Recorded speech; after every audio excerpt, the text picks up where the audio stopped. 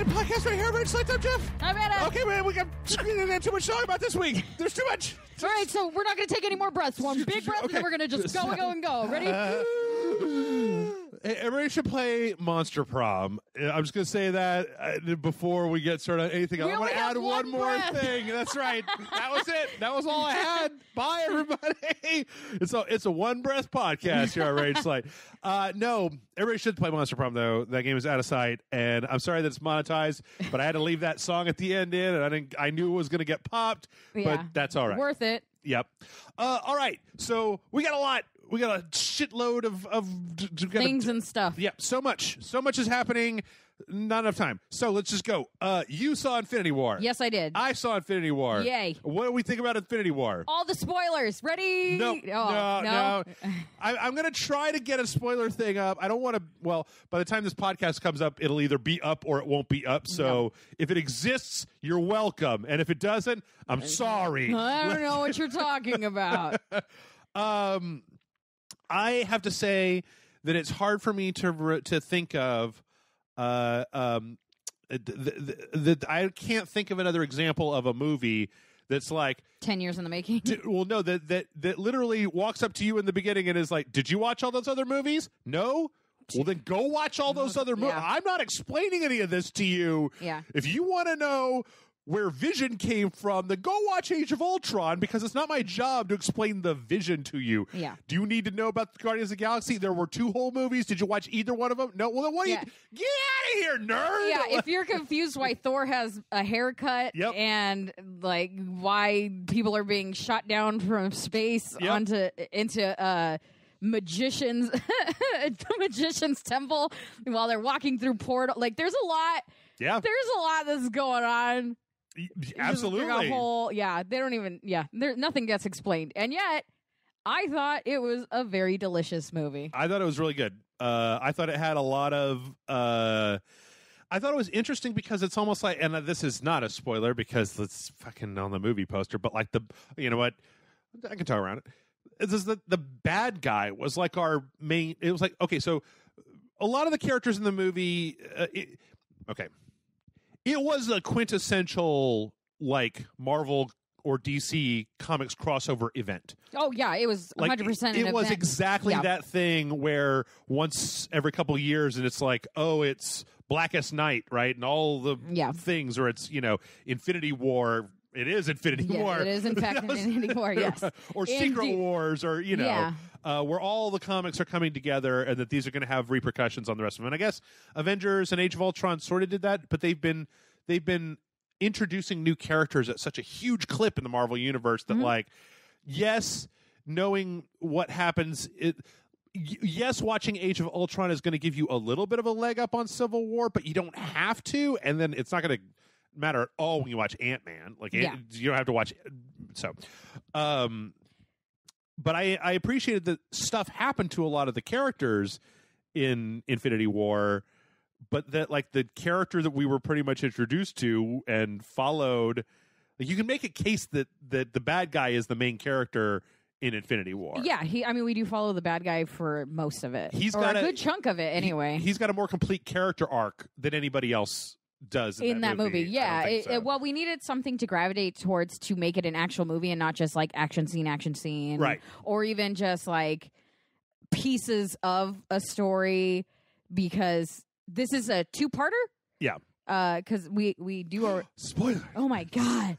But so instead of being like, we're not giving you anything, they just turned the bad guy story into into one movie. So though we do follow other characters, main characters, and they did a really good job of basically like, so if we're not looking at the villain, we're following new pairings of characters that have never really met each other before. Yeah. Mm-hmm. So that we're following Thor and the Guardians, or like Iron Man meets Doctor Strange. Like these are things that are in the trailer. Like I'm not going to say anything that's not in the trailer, but like we're following, and I think that's Howard the Duck and Rocket Raccoon. Exactly. I'm just kidding, guys. Don't get mad at me. And I think that's incredibly smart because it allows them to write a bunch of brand new situations that we've never seen before. Right, yeah. And not just that, but there's more than one villain. And the other villains are interesting. I don't feel like they get kind of a Ronan the Accuser. A little, yeah. But they're still good. Like, they're still kind of fleshed out enough that you could be like, whoa, you feel threatened by them. There's no guarantee that anything's going to go one way or the other. Yeah. You never at any point feel like anyone's safe, whether it's a bad guy or a good guy. Which is also a very impressive feat considering the people that we're talking about that, fucking Doctor Strange beats Dormammu in his movie. Like, the Guardians beat Ego in their movie. So, like, they had to basically up the stakes to the point where, one of these minion baddies is enough that you need, like, 4 Avengers to fight them because they're powerful. And, you know what? It was 2.5 hours. It kind of went by very quickly. Pretty quickly. Uh-huh. I do definitely, I don't say this for everything, but I do think that it's a real good movie to go watch in the theater because it's got a lot of spectacle. The only problem I have is that they're going to keep making these 2.5-hour movies. I'm going to want to bring back the inner goddamn mission. Like, go pee. Let's all go to the lobby. Yeah. I also will suggest, if you're going to the movies, to go on a Monday in the middle of the day, because John and I, it was like me, John, and 6 other people, and it was fucking magic. I went on a Monday night. I went on the same Monday that you guys went. And but I had people behind me that were talking. And I went to the Alamo Drafthouse. Yeah. Well, that's your other mistake. But I feel ways about the Alamo Drafthouse. The problem that I had with the people talking behind me was that they weren't just like talking. They were like, "Look out, Rocket Raccoon! Yeah. Don't go in there! Don't go in there, Thor! Yeah. Don't go in there!" Or like, Yeah. And so it was like, and at some point somebody went over and talked to them. Well, the most irritating thing was that when the movie was over and they brought the lights up, of course, everybody stuck around for the stinger. Yeah. Yeah, if after 10 years you're not sticking around after the credits, then you're not fucking paying attention. I was surprised there was only 1. I thought there were going to be like 2. No. But they were like, "Hi, I'm from the Alamo. Could you please be quiet?" And I was like, that yes! is literally the video that plays before the movie is people going, "Hey, you're in the Alamo. Will you please be quiet?" Yeah. Like, if you want to be jackasses, go to a different theater, you jackasses. Yeah. The only thing that was delicious, it was it was great, was, and anybody who sees the movie will know what I'm talking about, was the final scene of the movie, and then it goes to the credits, and one of those persons behind was like, "What?" And I was like, "Oh, you didn't see that coming, you poor child." Yeah. So you know what? And the other thing I want to say is I'm bringing both Jeff rules. 1, probably see this in the theater. It's worth your theater time. Yeah. 2, boy, should you try to get to go see it quickly, because I got a feeling that like another 3 mild spoilers are already just being like blatantly posted. Oh my god! Can I just say the spoiler, the fucking memes that are getting posted right now, are not even funny jokes. Nope. Like, it's mildly annoying, and John and I dealt with this during Civil War as well, because we did not have time to go see the movie. Yeah. Because I worked 2 jobs then. It's just memes that are like, "Hey, I saw the movie, so now I can post spoilers." Right. That's essentially what it is. They're like, "You don't understand it in context." It's like, that doesn't matter. You're taking away that moment from me. There's a website that's being posted. Yeah. That I'm like, you're correct that I do not have all the details, but that gives me a lot of brain to work with. Yeah. And for this, it's like, man, I wish you would lighten up on this one, because it's literally a decade worth of movies culminating. Yeah. Thanos was teased at the end of the first Avengers movie. Yeah. And we've been teasing this motherfucker all the way up until now. Yeah, I had a guy because I went on and said, like, "You guys are sharing memes that aren't even funny. Like, at least let people enjoy the movie." Like, it wasn't even a week. It was like Tuesday. People are like, "Well, I can start sharing memes," and I went on Facebook and said, "Don't do that, because there's no point and it's not even funny." And then I had a guy that I work with go on and say, "Oh, if you want real spoilers," and then he explained to me that it's a comic book.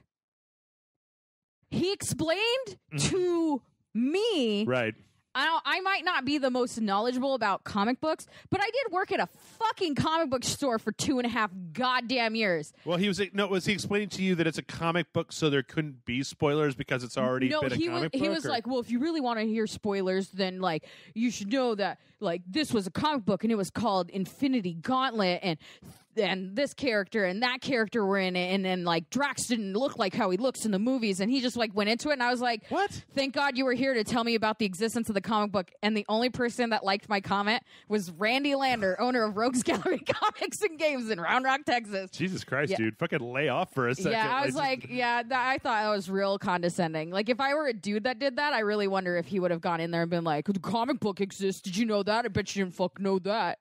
What? Yeah.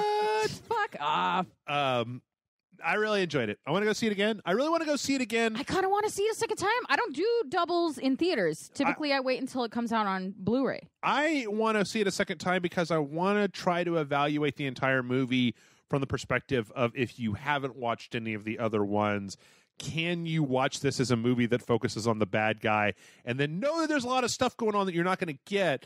But a lot of that other stuff is like special effects and blasting, and a lot of the character stories are not so complicated that you can't, like, there's a part where Thor is talking about what happened to him in Ragnarok, and I'm like, okay, well, that's Thor covered, right? Right. Like, you got Thor. I really... Iron Man, yeah. You kind of got Iron Man, right? Like, yeah. Maybe like Bucky and Cap, that's a little bit more with the Civil War thing, but... And Black Widow, and right. You know, like it's just it's hard to not spoil without being like, and then these characters are there, right, right. But yeah, it's just I think it was really good. I'm so glad they didn't try to shoehorn like the Inhumans in there, though. Oh, you mean that garbage television show nobody watched? Yup. Like Lockjaw just shows up and is like, "Bye, everybody," and then he leaves. That's the end credit stinger is the thing, and Lockjaw comes through, and you're just like, no, quit trying to make Inhumans. I don't hate them. Trying to make them a thing. I loved the current Inhuman comic, or like the 2 years ago when they like kind of changed it because of they were trying to branch away from mutants. But Disney bought Fox. Yeah. So we can have mutants back, right? It doesn't have to be that everybody got their powers from the fucking Terrigen mists. Okay, first of all, calm down. All right, I like the Inhumans. The TV show was garbage, but the comic book is good. Well, sure. I read that Karnak. Like Warren Ellis wrote an 8-issue Karnak series. Yeah, I was like, that's cool. I like the Inhumans to me work best when they're like the new gods from DC. Right. Not when you're trying to say like, oh, the reason everybody has superpowers was actually because of the Terrigen mist. Well, it's because the Inhumans are like aliens that were spliced with humans, and then they like sent humans down. No. Oh, you're mutants. right. No, mutants. Oh, yeah, mutants are great. You know, like how Jubilee is a mutant. Oh, wait, no, she's a fucking vampire? Is this why I don't read comic books anymore? Because in my mind, Jubilee is still just a mutant. It's like... No, she lost her mutant abilities, and then she got bit by a fucking vampire. Being gay was like a superpower, and you had to keep it... Is that the Dazzler? She's Sparkle! Anyway... totally worth it. I think it's totally worth going to go see. Carve out some time and go see it. I mean, it's just one of those ones. You know, what at least has to be decent because both Jeff and I agree. Yeah, and we don't agree on many movies. That's right. After you stab me in the back about Thor. But you know what? I tell you, if you're at home and maybe you can't get out this weekend, maybe you got some paperwork, but you still got a television, you need something on the background, and maybe you're not such a big fan of Marvel superheroes, maybe then you'd be interested in watching Batman Ninja. Batman Ninja. Which Jeff watched last week. Is there something in this world actually called Batman Ninja? Oh, my, Mitchell. Yes, there is. It is an anime. It's the latest DC. Oh, I do remember seeing a trailer for this. Yeah. Okay, yeah. I didn't know it was called Batman Ninja. That sounds like a fake show. That is what it's called, and I watched it last week. Holy shit, that animation looks rad as fuck. It's all 3D, it's all like that weird kind of 3D anime stuff. So is this like if Batman was Batman in like Japan during samurai times or something? No, it's about Batman going back in time to samurai times. Is this like when... Oh, okay, because there's like a storyline, I can't think of what it was called, when Batman literally goes through a bunch of different timelines. No, I think that's when he died. I can't remember. I mean, did he die if he went back in time and did a bunch of... I don't know. Anyway, okay, so let's say you're a person who likes Batman, right? Uh-huh. And let's say you're a person who likes fucking nutso, like crazy-ass anime. Like, define crazy, like Berserk crazy-ass anime? Or I'm thinking more like Gurren Lagann or like JoJo's Bizarre Adventure or like Afro Samurai. Yeah. Or, like the real bombastic kind of stuff. That animation looks good, though. Then this movie is for you. Is this movie for you, Jeff? Yes, this movie is for me. Let's say that you're a person who likes Batman but can't fucking stand that shitty anime and all the stupid tropes and shit from anime. This is not for you. Back away. Not today. Ninja Boat. Yes, Ninja Boat. That is the least silly thing that happens in here. There are other silly things, specifically this, which I can't even, we're watching the trailer right here, I can't even explain to you what that is, but like, so if you've ever watched an anime, you know how like in an anime series, how it's like they'll introduce a concept and then it's like, it keeps kind of escalating, and then by the end of the season, there's like the big robot comes out, right? Yeah. But it makes sense because they've been building up to it. Yeah. Right. This movie's about... Well, much like DC, they don't earn it and they just jump straight to it. Is that what you're getting at? What I'm saying is this movie is about 100 minutes to 2 hours long, and by the end, they're at episode 18 of the anime doing that crazy shit, and you just have to be ready to go like, okay, I'm coming along for the ride. Yeah, buckle up and... Yep. Buckle up for safety, motherfucker. Yeah. Robin has a pet monkey. Oh, I fucking live for this animation, though. It looks so good. It's, I mean, the character I love designs. when they change the concept of characters. Like, I love it when they just was that Sumo Bane? That was Sumo Bane. That was Sumo Bane. Okay. That is, and I think that he's in there for all of about what you just saw in this trailer, and that's about it. Well, I'm living. It's completely and totally goddamn ridiculous and over the top. And if you watch this trailer and you go, "That looks stupid," then I can't imagine why you would watch it. I'll tell you during the break some of the things. Hell yeah! But yeah, but if you're that looks like Bonkers Town. If you're into anime, I highly recommend. You know what? We were going to talk about Ant-Man and the Wasp, but we don't have time. Okay. The trailer looks fun and amazing, and you should watch the movie because Ant-Man's my favorite superhero. And fucking Morpheus is in it, too. Yeah. So, there you go. All right. Let's talk Newman's about... own. Grant Davis just liked something on Twitter that was a Paul Newman thing. So let's talk about other stuff. Let's talk about video games. Okay. No, not a lot of video. Nothing important There came was out, right? one thing. It's a stupid game. I don't think anybody's even heard of it. I think anybody's going to buy it. It's a cowboy game. Cowboys. Nobody likes cowboy games. It's by the makers of that table tennis game. I do love table 360. No, there's a new Red Dead 2 trailer. Yeah. Looks real good. The visuals on it are good. I'm a little I kind of, it's so dark. It is very dark. It's just very like dour and dark, and like this whole kind of like putting up like the West is going away. This writing explaining to us that the age of gunslingers to us what the first game was. Yeah, is almost over. That just hasn't ever happened in any of that. I love Rockstar trailers a lot, and like the last one I was a little critical about because, just because I can't help but compare it to the My Name Is John Marsden trailer for Red Dead 1, which is like a goddamn work of art. Yeah. This one though, like, it's just so bleak. Like it's not like, hey everybody, we're playing a lovely Western game. Yeah. It's like half the shots are just either at like twilight or in the middle of the night. Yeah, they're almost, it's like looking at silhouettes doing shit. Yeah, and like it looks really, I mean, all the graphics and everything look really, really nice. Yeah. But it's just like, it's got this very kind of like muted soundtrack, and but then they do show us John Marsden, and I'm like, well, is that a happy or a unhappy? Okay, a lot of this. There's going to be a podcast or a question in the second half that kind of touches to this. I'm somewhat neutral because I like John Marsden. I just wish that it was like, I'm glad that the Grand Theft Auto series like went past Nico. Mm-hmm. I'm glad that Johnny from The Lost and Damned got kicked to death by Trevor.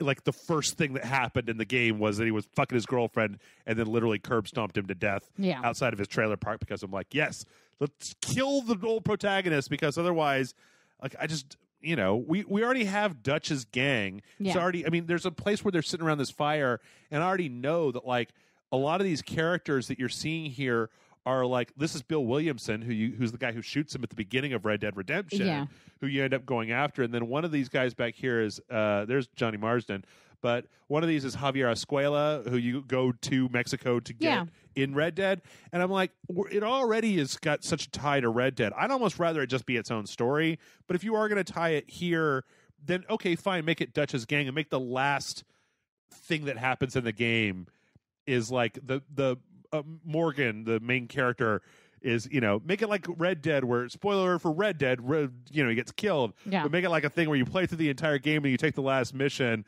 and they're robbing a train or something, and then John Marsden shows up and shoots you in the back. And that's like, and Dutch is like, good job, kid.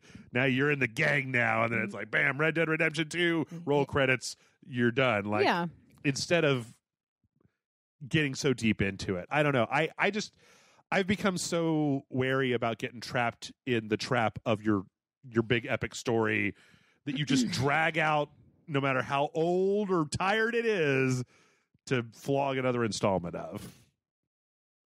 We just talked about Infinity Wars, so it's just really funny to be like, oh man, dragging it out. Anyway, Infinity Wars was 10 years in the making.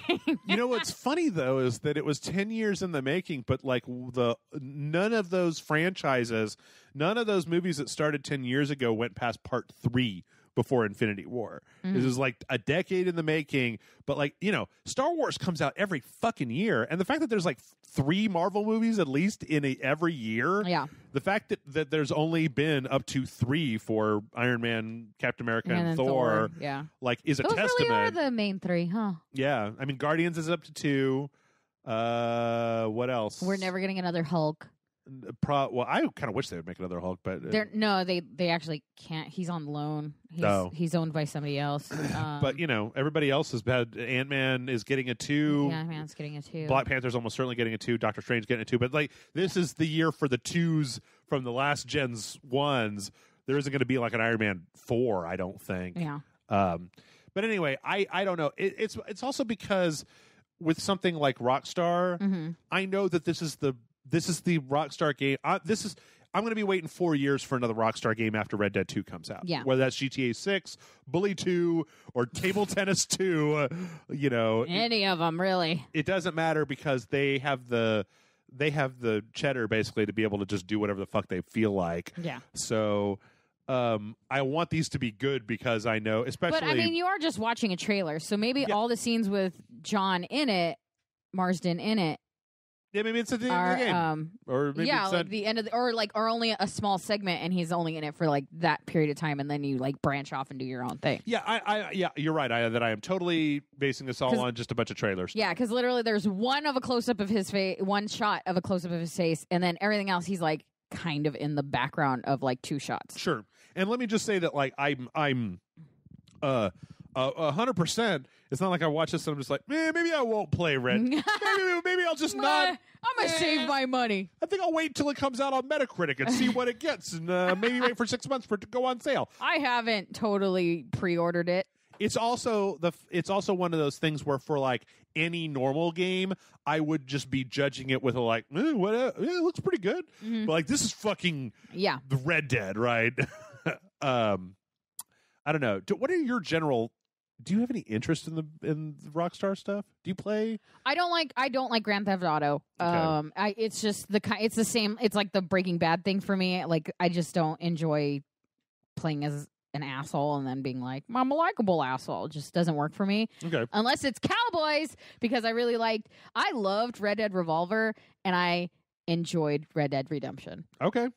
I used to live on that soundtrack for Red Dead Redemption because that was one of the best soundtracks ever. Yeah. I just think that if you look at the trailer breakdown, the way that Rockstar does it is like the first trailer is atmosphere, the second trailer is oomphy, the third trailer gives you more information, and I guess that this technically does do that. It's just I like the Rockstar trailers so much, and this is one of the ones where I feel like too bleak. I'm not really interested in watching this. Like I watch, I'll come home from the bar drunk and watch Rockstar trailers because they're so fucking good. Yeah. They're like so.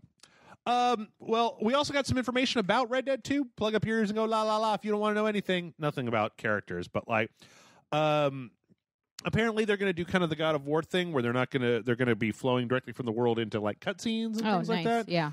Apparently you're going to have the bandit camp that we see in there is going to be like your primary hub because you're dealing with outlaws who aren't supposed to be walking around in town. Yeah. Apparently there's also going to be some kind of dialogue choice stuff where when you talk to a person, you're going to get to be threatening. Apparently characters will react to you differently if you have your gun out. I'm like, oh, that sounds really great. Yeah. And getting real close to a Cowboy Mass Effect game. You know what I mean? Hey, you know what?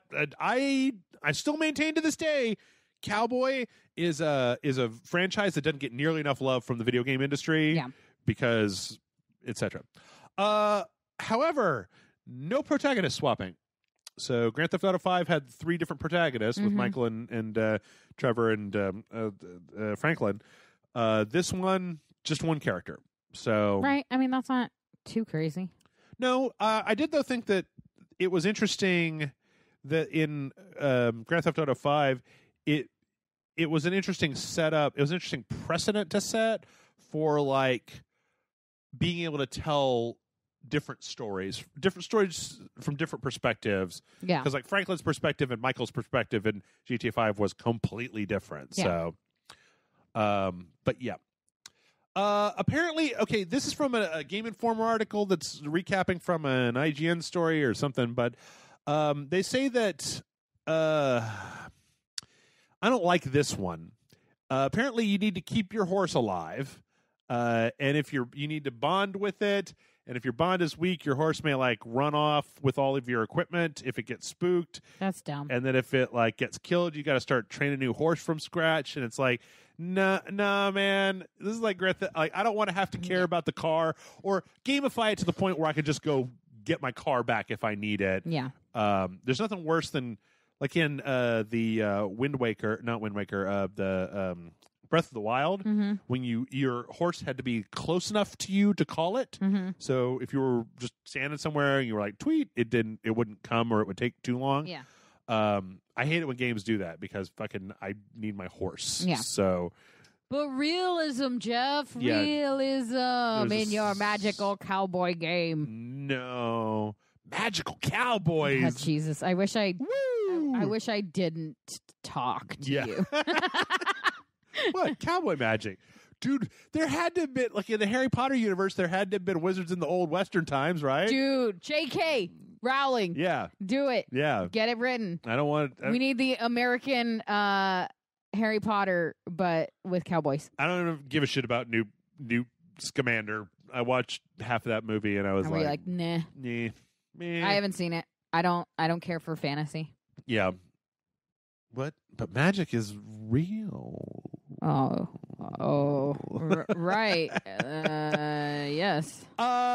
Speaking of realistic magic, we got some more Beyond Good and Evil stuff. Beyond Good and Evil 2, that is. Yeah. A lot of this is just French dudes with thick accents telling you stuff, but apparently they're working on character stuff. We're seeing the lady from the trailer that we saw at E3 doing things. Apparently you're going to be able to just like jump out of your ship and then jetpack around and like have fights with people what are on top of ships and such. Yeah.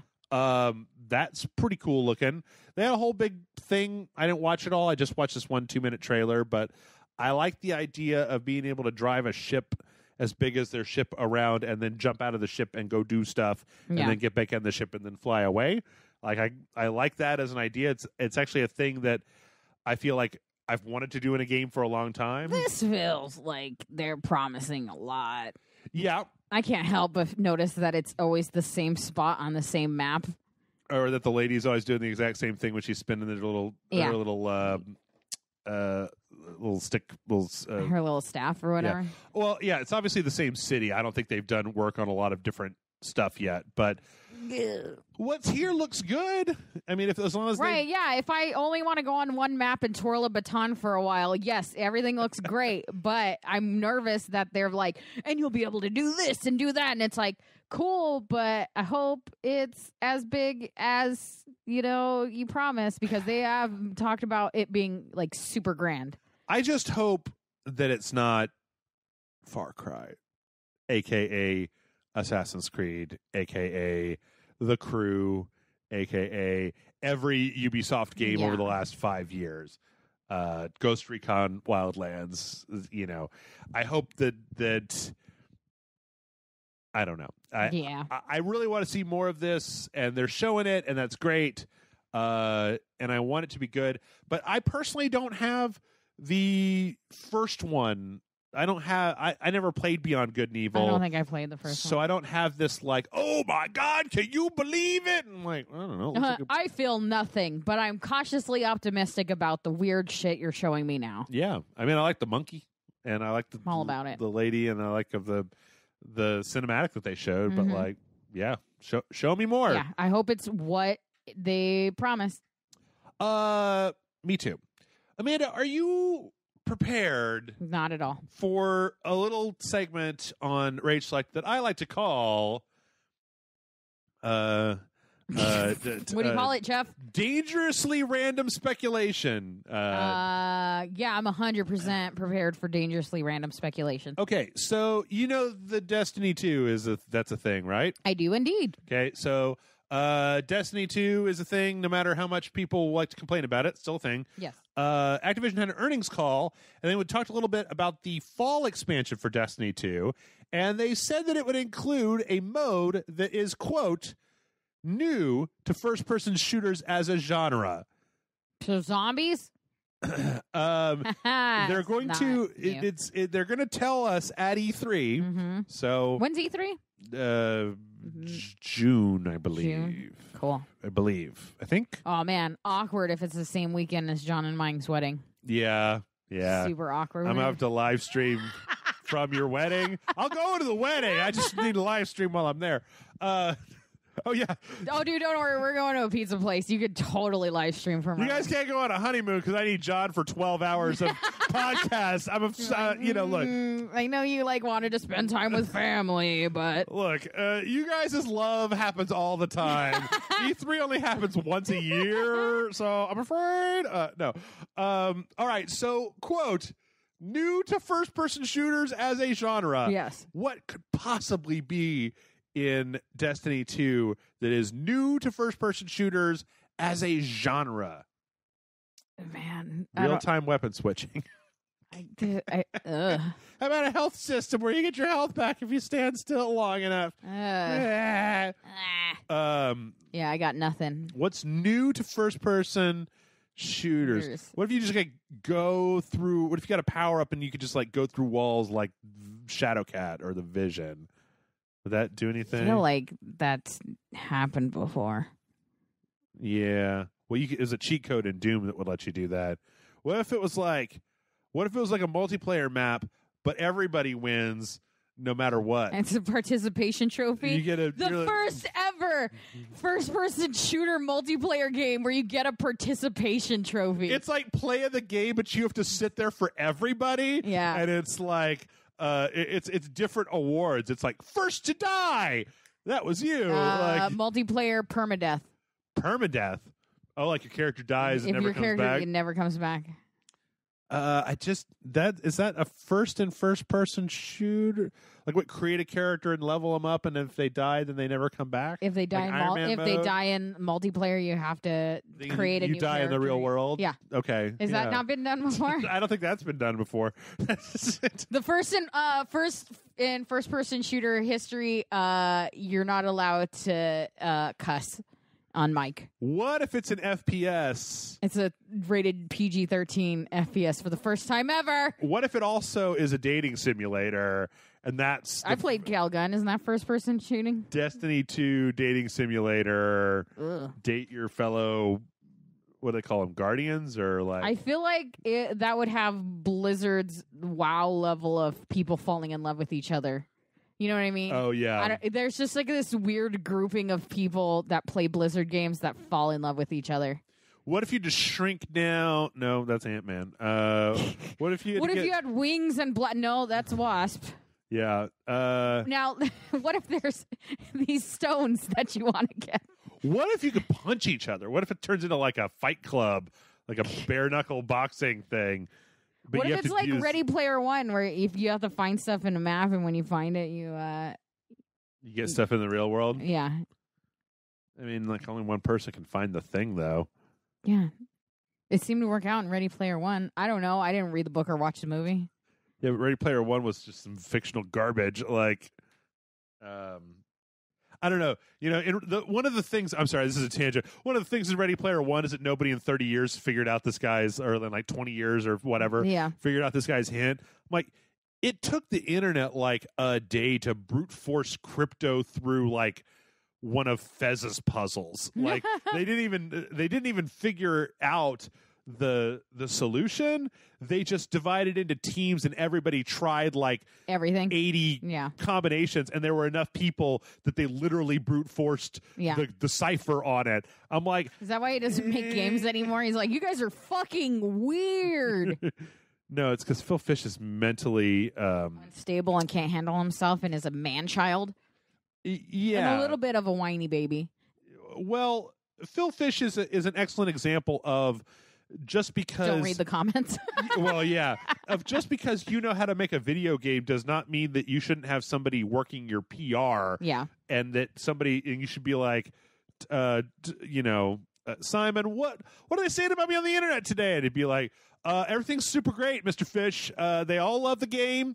I've dealt with like a couple of people, but it's, for the most part, it's fine. The internet being the internet. It's just the internet being the internet. But then again... Good, tell me nothing else. And then he walks off and makes another game. But then again, you know what? I'm pretty sure that Phil Fish got a pretty big payday out of Fez. Yeah, and I think so. If I made a game and I got you hit the thing, you get the big payday, right? Mm-hmm. And then you're like, I'm going to make a second one. And the internet's like, boo. You talk about Anita Sarkeesian, boo. And you're just like, you know what? I'm just going to be a rich guy with a Twitter account. I'm just going to eat tacos until I'm dead. Like, I don't need to make another game for you assholes. Like, if you're going to be a bitch about it, then I'll just go fucking take my franchise, sit in my house, and eat tacos until whatever. I would make the game but not release it and just have the game. But I'm such a bitter asshole that... Like, you pay all the people to go through the development, and then at the end you're like, all right, you're all fired, and I've got a functional copy of this game. I even put it through cert so that if I ever wanted to release it, I could. In fact, if you're on Twitter, like, you see this big button next to my bed, the big green one in the glass case? If I open this and press the button, then it publishes Fez too. Dude, people would be like, we gotta get inside his house and we gotta push that fucking button. And then Philip DeFranco, strange news today. 3 armed men broke into Phil Fish's home and pressed the green button. It turns out it doesn't actually do anything. It turns out that it actually deletes the last copy of Fez fucking amazing. I would be that bitter. That's the person I want to be in life. At which you can either be Prince and you create a million things, put it in a vault, and then put in your fucking will to have it come out a little bit at a time. Yep. Or you can be bitter Phil Fish. What's his first name? Fish. Yeah, Phil Fish. Yeah. It's legitimately Phil Fish. Yep. And make a game and have it deleted. I would do that. And then it'd be like, guess what? No, I mean, like, it's gone. Yeah. Like, I burned all the notes. We deleted all of the hard drives. We had one copy of it. You'd be like, it's here. It just points to your head. It's all here now. Like, oh, you guys hate me. Check these assholes out. They deleted the only copy that exists. Oh, man. I used to like to play it on the weekends. It was a really fun super game. Villain. That is a super villain move. I love it. Anyway, yeah, we'll see what a mode that is new to first-person shooters as a genre means at E3. But what we won't find out about E3 is that Harmonix is bringing back the Rock Band Network. Cool. Which is okay. So there's a lot of things here. Mm-hmm. One, is anybody actually playing Rock Band on their PlayStation 4, Xbox One? Anybody playing Rock Band 4 at all? I feel like John would or is or does, but not often. I mean, no. there was a point in time where, this is the weekend. Let's play some Rock Band. Yeah. Oh man, dude! It used to be a hangout thing. Like, oh, what are you guys gonna do this weekend? We should go hang out, play some Rock Band, whatever. Yeah. Now, but now, so there are some caveats. One, if you bought stuff on the Rock Band Network before, you don't got it. Oh, that's balls. Because basically they said that their choices were they could either do it like that or not bring it back at all. Like, because of the way that the licensing had worked. Yeah. Because they have to repay for the licensing, so technically you have to repay for the licensing. Yeah, I'm pretty sure that's what it is. And then two, it's not like they're just going to flip a switch and the entire network isn't going to come back. They're bringing back a little bit of it at a waves, time. Yeah. All of which just says to me, like, I don't know I think we're done with the plastic instrument craze. I think that it was awesome for a minute. It was almost like what Pokemon Go was. Like it was a game that literally brought people together. Because I don't know very many games. It's like Super Smash Brothers and Mario Kart and Rock Band are the ones that like everyone came together and played together. You know what's weird though is that there's barely even any nostalgia for it. Like Guitar Hero was a PlayStation 2 game. It's glorified fucking karaoke. Yeah, but so like, you were just talking about like how everybody, we all used to go hang out and do it on the weekends or whatever. Yeah, and now nobody's like, I didn't enjoy it. It's glorified karaoke. But I guess maybe it's because it's not like all the way gone. That it's still because it's like you could still play it, and it's something you can do by yourself. Like you don't necessarily you can't play fucking. To me, you can't play Mario Kart by yourself.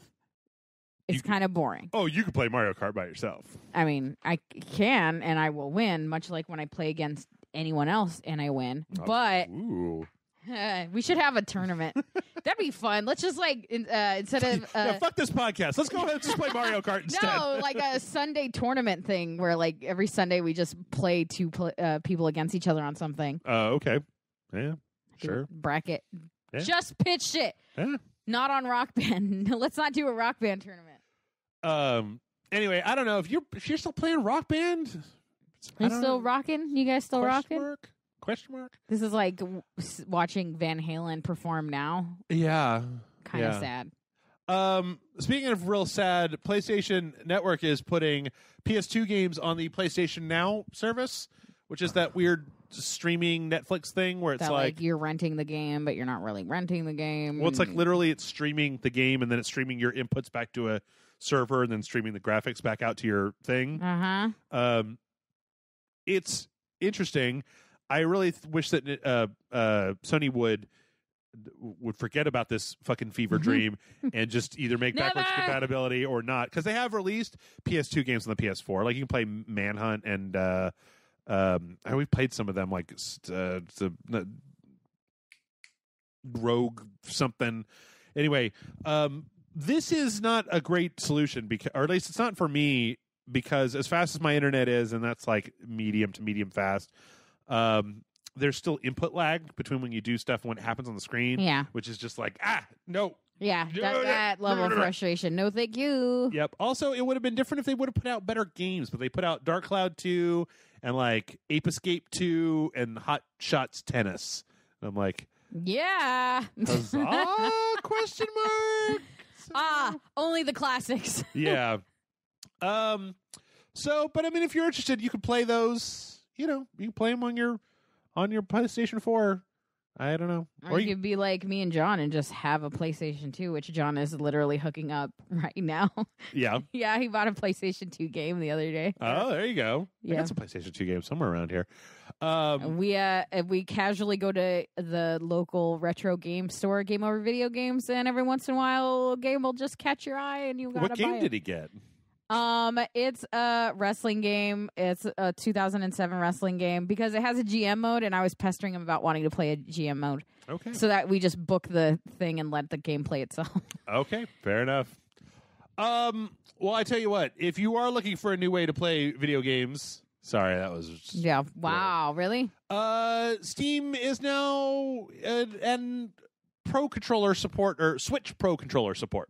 So Steam already will let you plug a PS4 controller or an Xbox controller, and now you're going to be able to use a Switch Pro controller with Steam. I don't know. Some games will actually even switch out the button prompts. Mm-hmm. So it'll be like the A button if it's an Xbox and the X button if it's PlayStation, and then I guess it's the B button on the. Why can't you all agree? Why can't we all just put the X button in the same place? But that's pretty cool. Yeah, that's neat. It's kind of weird, but I approve. I don't know. I've always thought that the Nintendo's controllers are okay. Yeah. I don't know. So I just don't know who's like, oh, finally I can play with my Switch Pro controller. I guess if you have one. That's like the only other console if you just have that controller lying around. I don't know, maybe. And speaking of Nintendo, Nintendo, as well as Sony, as well as Microsoft, as well as a few others, this is kind of a weird story, has basically been, this is a story where the FTC has ruled that, on the back of your consumer electronics where there's like a sticker that's like, if you break this sticker, then your warranty is invalid? Yes. The FTC said, nah, bro, that's not a thing. Like, you can't do that. Apparently, there's a law where it's like the 1975 Magnus Moss Warranty Act, which states that no manufacturer charging more than $5 for a product may put repair restrictions on a device it is offering a warranty on. So, apparently this is getting more than just Nintendo. It's Nintendo, Sony, Microsoft, Asus, Hyundai, and HTC saying that you can't put a sticker that invalidates your warranty if you go through it, which is great, even though I never really had any reason to open up any of the consoles that I owned. Well, there have definitely been times when I've had, I think my Xbox 360, that it was something that I could repair if I did it. And then it becomes a thing of like, but then it's not under warranty. Yeah. It just fucks with you. It's just the worst. My PlayStation 3 went out. I had one of the OG PS3s that could do PS2 backwards compatibility. Mm-hmm. And I actually had it repaired because it was a year and a half outside of warranty. I had it repaired here in town, and then it broke again in like another 6 months. And to this day, I believe WWE All-Stars is in there. I love PlayStation WWE All-Stars. It's really the only game you need in there. Yeah. Well, it doesn't turn on anymore. They got those big, like weirdly muscular guys that look like Doritos. They got that V. Do you know what I'm talking about? Which V? What?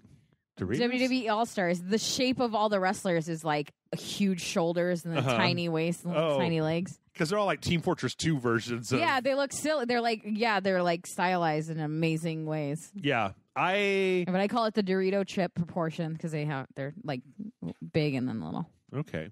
Us art people call it hourglass. Yeah. So. Okay. Did you know that Robert Downey Jr. calls Chris Evans, who's Captain America, Chris Evans? Yes. He calls him Dorito because he's shaped like a Dorito. No. My favorite story about Robert Downey Jr., though, to this day is that Burger King saved his life. Yeah, it's the best. Speaking of Burger King, let's talk about vampires. Vampire! We got a new Vampire trailer. Hey, Vampire. Yeah, this is from, if I remember correctly, I'm pretty sure this is the original Life is Strange team. Oh, that's interesting. Let me just make sure or did you just make that up? I'm pretty sure that's either an interesting factoid or bullshit, Jeff. If it's not that, it's something a lot like that I can't remember. They created Remember Me, and Life is Strange. Oh, okay. 10 points to Gryffindor. Are you a Gryffindor? No, I'm a Hufflepuff. It's because I keep chunky. trying to convince John that he's a Hufflepuff, and he keeps telling me he's a Ravenclaw. Such a Hufflepuff thing to do. I want to be a Ravenclaw too. I'm a Ravenclaw. They're just like I care too much about like helping people and shit. Ravenclaws are just like, well, I'm far too smart to put out that fire that's consuming you at the moment. And 100%. Yeah. Too smart.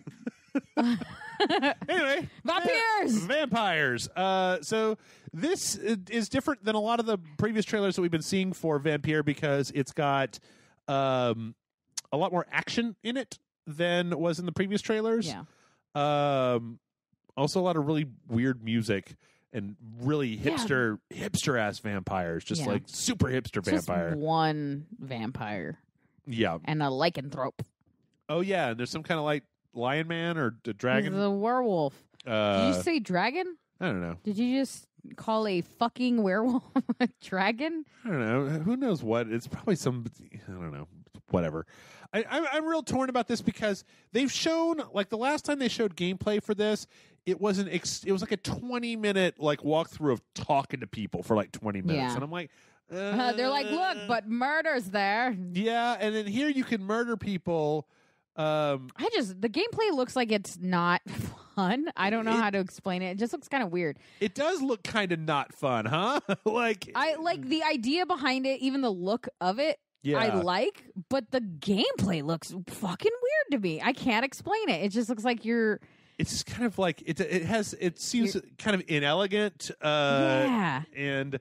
It just doesn't look like what you would when you imagine yourself doing the things that the character is doing. It doesn't seem like fun. Yeah, I don't want to spit in God's face. It doesn't seem fun. But I don't know. We'll see. Focus Entertainment is a company. You know, they're like a French publisher or something. Can't trust the French. That's what I always say. They always put out weird ass games, and I always like to keep an eye on them because they're one of the few I like middleware studios. Yeah, that's the thing. Like, I will fully support a weird ass game than a same old shit. Do you know what I mean? Yeah. So, I do want to see though, like if you play the game and you don't feed on anybody, do you just? It says it's an option, and then it just shows while they're like, you can choose to feed or not, and then all they show is him feeding on people. Like, I feel like I have one choice. That is true. Anyway, that's coming out June 5th, though. So fairly soon. Yeah. We got a new trailer for Soul Calibur 6. Yeah. Probably means more to John than it does to you, Amanda, because she said he's a big Soul Calibur fan. Yeah. But we saw Taki, the Soul Calibur character's ninja lady. She's got a real dumb mask. Yeah. Her mask is real stupid. We agreed. She has a dumb mask. Unless she's trying to cover up a beard. She got a pimple, but she wanted to be real subtle about it. Like a 5 o'clock shadow. Because she got like that ninja thing, which I assume... It's supposed to be like a half mask, except she cut it so that she could talk through it. Right. And then, therefore, the mask covers her nose. Yeah, and chin. I feel like the mask would either be for protection...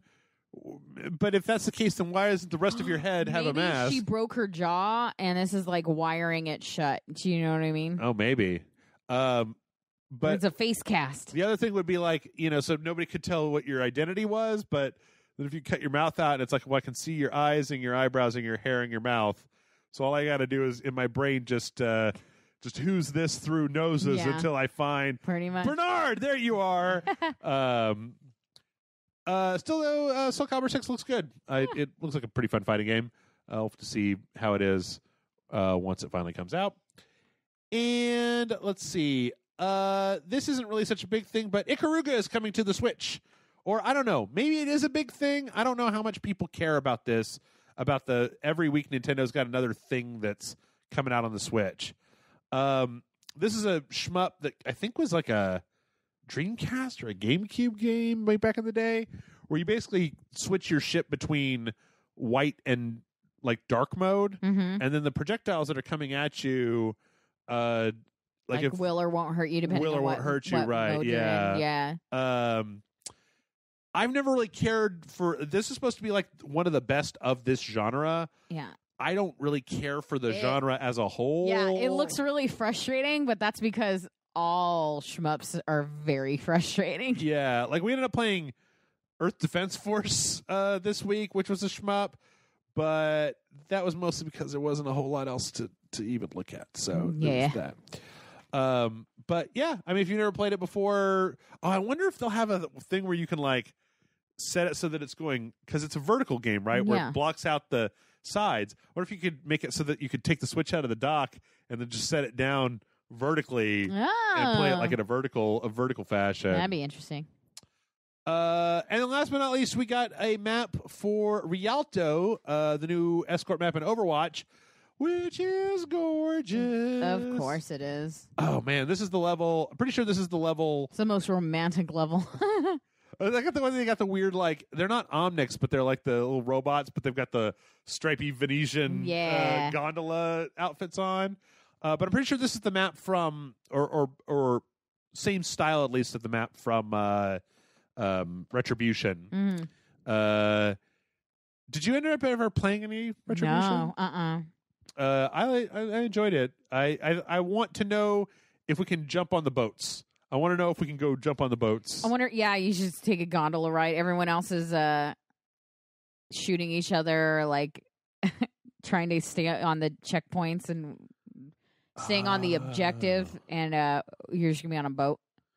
And it looks like you also have like the little secret rooms and shit. Talon's old stronghold. Ooh, that's what this is. Yeah, I just remembered that the T on the wall. That's the Talon logo. I was wondering what that is. Yeah, but it looks fucking beautiful, fucking gorgeous, like, as usual. Yeah, sometimes I wish that Blizzard would just make other games so that they could make them pretty like that one is. Because they probably are making another game, but we won't get it for another 6 years. That's true. I decided last week that I don't want to play Battle Royale games anymore. I tried with Fortnite for a while, and I don't want to. It's too much like Call of Duty, where except it's worse than Call of Duty. Where it's not fun and everyone makes fun of me. well, more that like I get killed in 1 second and I'm not entirely sure what I did wrong because they don't even have like a kill cam replay. Yeah. And I've tried playing, but it also seems like a lot of what happens is you drop in the map, you pick up the stuff, you're running around, you're trying to get the resources that you need to survive, and you spend all this time getting that, and you're dead. Yeah. Okay, so now it's time to start over again and spend another 10 minutes getting guns, trying to stay alive, creeping close, and you're dead. And it's like, well, say what you will about Overwatch, but I'd rather just like respawn. Let's fight again. Respawn. Let's fight again. I feel like for me, like Call of Duty, I get a sense of the rhythm when I play enough. Like you just kind of get the rhythm of how the gameplay works. Sure. For me, like it takes a lot of death that I know some people aren't willing to like withstand it long enough to get to that. Yeah. But for something like Fortnite, I just feel like it's harder to find that rhythm. Like it's more just oh shit, like panic mode, like, and then death, or like you just kind of luck your way into it. It just never seemed like it hit a moment where you're like, oh, okay, this is what I need to do, and then you try to like perfect whatever that is. Yeah, I don't really even understand a lot of times how the shooting works. Like it's a thing that happens to me in Call of Duty as well, where I literally have caught another player flat-footed, turned around with the gun that I need, pointed at them, and start shooting, and instead I'm dead. Yeah, I pull the trigger, a million bullets, and they shoot you twice, and you're like, what the fuck? I pull the trigger, then they turn around, the screen flashes, and I had 100 health and 100 energy, and now I'm dead. Yeah. So anyway, but this new map in Overwatch looks cool. I want to play that. Also, other Overwatch news this week. Somebody's getting moved. Somebody's getting a little change. Who? Symmetra. Torbjorn. No. Symmetra is getting moved from what is she? Support? She's support class. To defense. Cool. Is it because they keep changing her stuff and she's not very supportive anymore, Symmetra? I think she always should have been in defense because she doesn't have heals. Yeah. So, like... They were like, haha, just kidding. Didn't realize she was there the whole time. Yes. Which should actually mollify some of the people that get real pissy when anybody plays as Symmetra. Yeah. Because now she can technically be classified as a defense hero. They talk a little bit about some of the stuff that they're thinking about doing. None of this is set in stone, but I like a lot of it. Mm-hmm. One is that she can shoot the turrets and then they deploy. Yeah. So instead of having to walk up to a wall, she can just be like blip, blip, blip, blip, blip, and then they like all deploy. That sounds great because that's the few in Rando. I only play her in Rando, but like the few times in Rando that I got killed was with one of the things that tends to get me killed a lot with Symmetra is when I'm standing there trying to... Yeah, you're like staring at a fucking wall. Right. And then, also, apparently they want to take away the shield generator entirely, and then make her teleporter a regular power, and make the forward-moving shield her ultimate, which I feel like you'd have to do something else. Oh, it'd have to be bigger and explode way more. I wish it would. I just wish it would go slower, to be honest, because when you shoot it, it's like bye. Yeah, it's just like it goes. Whereas if maybe it was like attached to her, almost like a Reinhardt shield, where you could direct it or something. If it's a Reinhardt, maybe no. I'd like to see how it works as an ultimate. Oh, also the teleporter. They want the teleporter to be able to be like thrown into a location, and they're also talking about using the teleporter. Like they said that they're experimenting with the idea that you can run Junkrat's tire or a turret or like Diva's mech through the teleporter in its ult, which could be really weird. Wow. Yeah, I'd be mildly pissed. Can you imagine? You're like, too far away. They're way too far away. And then it jumps through a teleporter. And you're like, no!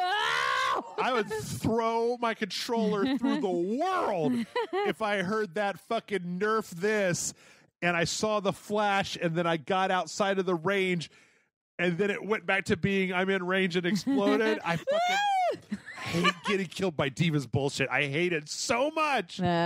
Hate it. My favorite thing is when you get a Junkrat pissed off so much that he fucking chases you down with his tire. I don't care if you fucking killed me. I don't care if I'm the only one you fucking kill. I love it when I piss them off so much that they're like right after me. I want to be the only one you kill. Yeah. I love it. I'm always like, come fucking get me, bitch. Yep. Okay, we're going to skip over a few things here. We'll go real fast through a few things here. 2 bits of E3 news. Phil Spencer answered a tweet where somebody said, are we going to see JRPGs on your stage this year, Phil? Phil Spencer is the Xbox head of Xbox. And he says, as of now, yes. Things could change, but like last year, I want to make sure that we support our Japanese publishers on our stage. And this year, we are working to do the same. It's important to us. So that's a good change for Microsoft. Yeah. Get some... Just get some. Yes, get some, Microsoft. Yes, get some. Also, apparently the Grim Fandango cast is coming together for like an anniversary event where they're going to do like a live music thing and like line readings and stuff. I'm kind of like, okay. I mean, Grim Fandango Remastered already came out, but like... Maybe something else is coming out.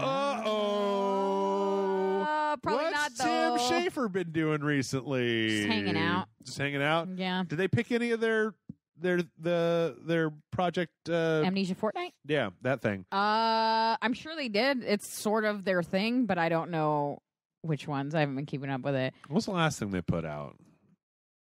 What was the last thing that Double Fine put out? Oh, they're working on Beyond Good and Evil 2. Or no, they're not working on Beyond Good and Evil. Psychonauts 2. They're working on Psychonauts 2 right now. Okay. That's what they're up to. Yeah. Because they've been publishing a lot of like independent stuff that they're not the developers for. Yes. So it's hard to be my head's like Gang Beast, but they didn't work on that, didn't they? They just published it and stuff like that. Or games like that. In other good news, The Good Life finally got its Kickstarter goal. That's Swery 65's game about where the people turn into dogs and cats at night, and you're the reporter and whatnot. The thing that we keep talking about and then never happens is going to happen now? Yes. In fact, there was a demo that came out for it. Chris and I played it. I literally deleted the video because it was 20 minutes long and kind of inscrutable in the form it is right now. Oh, man. But, they were looking... Still hopeful. For $620,000, and even... There's 20 hours literally to go as we're recording this. And it's up to 683,743. I think they had one. Their first stretch goal was also put it on the Switch. I just have to say that I'm glad that Swery gets to do his weirdo thing because I like it when weirdo developers make weirdo fucking games. And even though the demo was broken and fucked up, and well, the main thing was you didn't get to play as the cats or dogs. So it was like during the daytime. So you're just human? You were doing quests where you needed to like take pictures of things in order to satisfy. Yeah. It was not very satisfying. But that was a super, super, Kickstarter demo thing. Yeah. So, yeah. Congratulations, everybody. Yay.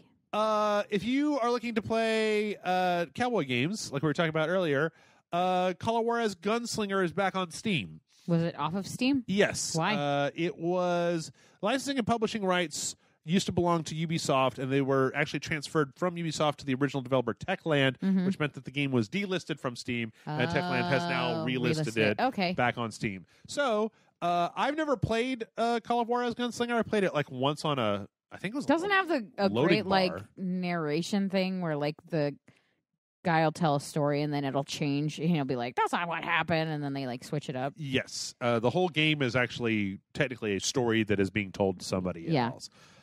Which is cool, and I've always wanted to make it a sequential. It's kind of one of those that I've been like hanging around in my back pocket just in case.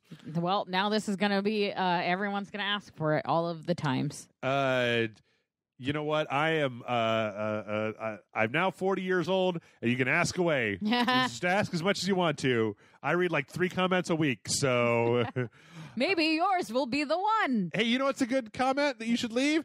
You should leave a comment to your friends telling them to watch Monster Prom because I'm feeling that video is not going to do very well because it doesn't have enough titties in the thumbnail.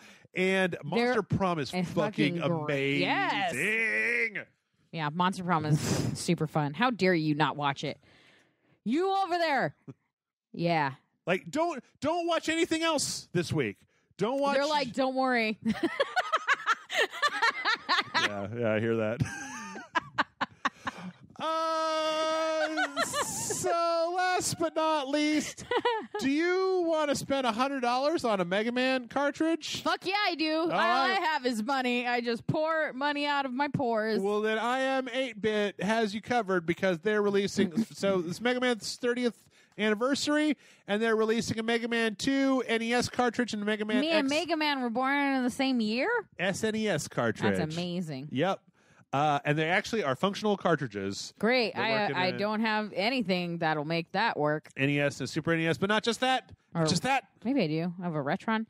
1 in 8 randomly selected boxes gets a glow-in-the-dark cartridge. That looks cool. Is it blue and glow-in-the-dark? Yes. That's amazing. It is blue and glow-in-the-dark. And you know what? It's got all this packaging. Super fighting robot. With Mega Man. Posters and stuff. You know I regularly listen to the Megas. Do you know who the Megas are? Yes. Yeah. That's like one of the top 5 bands I listen to on the regular, on my hour-and-a-half drive to and from work. Uh-huh. Yeah. I just listen to the Megas. Move closer to work. I would never. The only thing about these is that they cost $100 fucking dollars and they're limited. Yeah, that's a lot of money. Considering again that like who actually has an NES or an SNES, and if not, I guess John probably does. There's also Retrons. Like people should be buying Retrons for fuck's sake. You just think about it like it's a Mario Rabbids vinyl soundtrack. Well, let's see how many of these they're making like several 8,500 total. I guess if you think of it like a statue, right? Yeah. Then that's better. So yeah, you want to buy an old Nintendo game for $100? Go for it, buddy. Or you could buy an NES or SNES Classic. Or you could take your friends out to lunch. Or you could spend $40 and get like a Raspberry Pi, and then just paint it with glow-in-the-dark paint. Anywho. And then play it while people around you are having a rave. There you go. Well, that is all for part 1. We're going to take a break. When we come back, we're going to talk about part 2. We got questions. We got a lot of questions. So stick around, and we'll be back in a minute.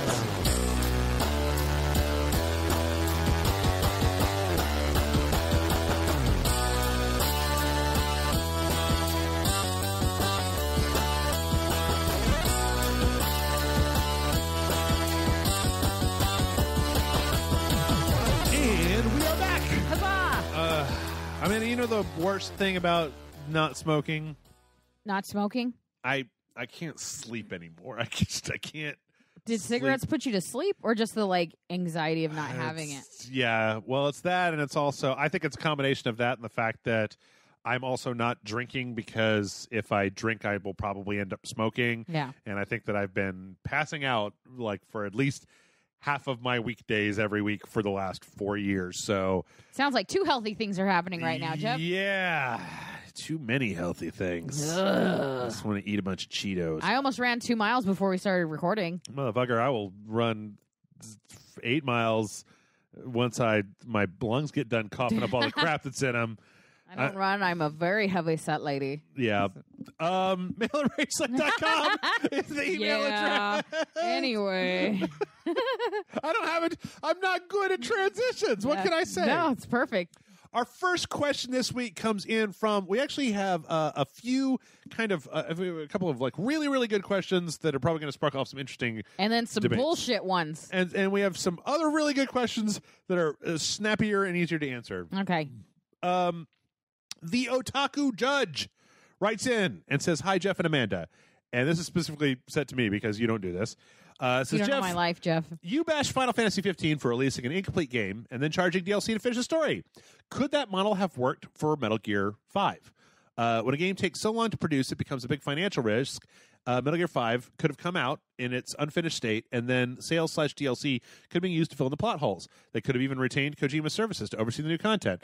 I'd rather have a complete game, but if circumstances do not allow that, isn't this a viable way of salvaging the product?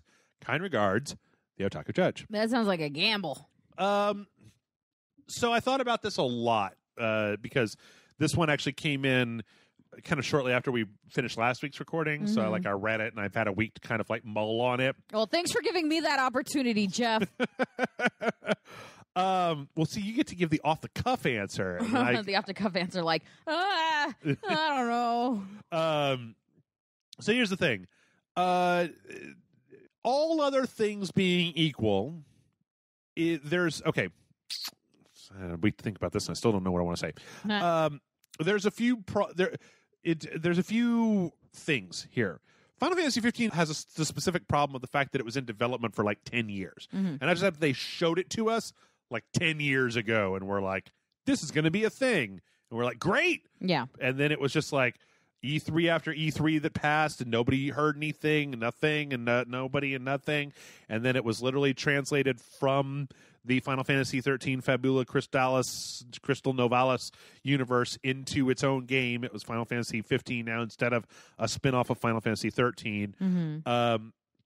So the problem that the issue that I would have with this is that there is if they announced Final Fantasy 15 3 years ago and then put it out last year and it was incomplete and then they were supplementing it with all this stuff, that would kind of be okay. Kind of understandable. I'll be happy. I'd still rather them release a finished product, but kind of understandable. The problem is that when you've had a decade, and I realized that, it was going to be a PlayStation 3 game, and then it became a PlayStation 4 game. It was going to be Final Fantasy 13, it's called Versus 13. Then it became Final Fantasy 15. They had to rework stuff. Things changed, right? So it wasn't like they were just making the same game for 10 years. But when you do have to take a certain amount of responsibility for hyping people up. For I'm a big fan of when a company announces a game and it's and it's going to be out next year. Yeah. Instead of 8 years in advance to try to get the hype train going. Oh, my personal favorite is, and it's available today. Oh yeah, no, that's that. I can't tell you how shocking it was when they had Fallout 4 at the Bethesda conference, and then they were like, oh, by the way, it's also out in October. Yeah. And it was like, dude, what the fuck? Because they just don't do that in the video game industry. They should, though. They should. I mean, it was a ballsy move. So if Final Fantasy 15 had a troubled development time, I almost would have rather had them continue to keep working on it until they had a finished product to put out than do what they did. The problem here is that I don't know that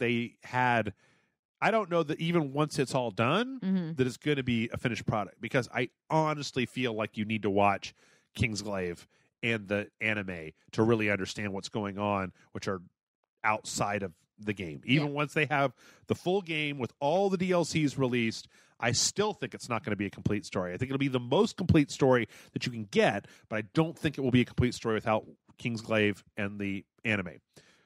However, that is all well and good, but I hold Square Enix to task because Square Enix has been doing this shit, and they've been doing it in a way that is detrimental to the video game industry. So Deus Ex Mankind Divided was supposedly cut in half to make 2 games, and then it was divided. That's right.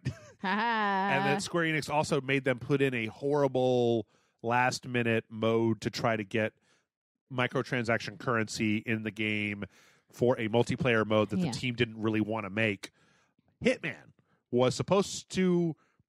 Hitman was, I think, originally supposed to come out and just come out. Yeah. And then they were going to miss their deadline, and so Square Enix thought up this thing where it's like, well, the first 3 parts, the first 4 levels will be coming out, and then the other levels will be coming out as DLC, and you can buy them one at a time, or blah, blah. And they were like, no, now it's an episodic game. So it's going to come out 1 episode every month and a half, right? Yeah.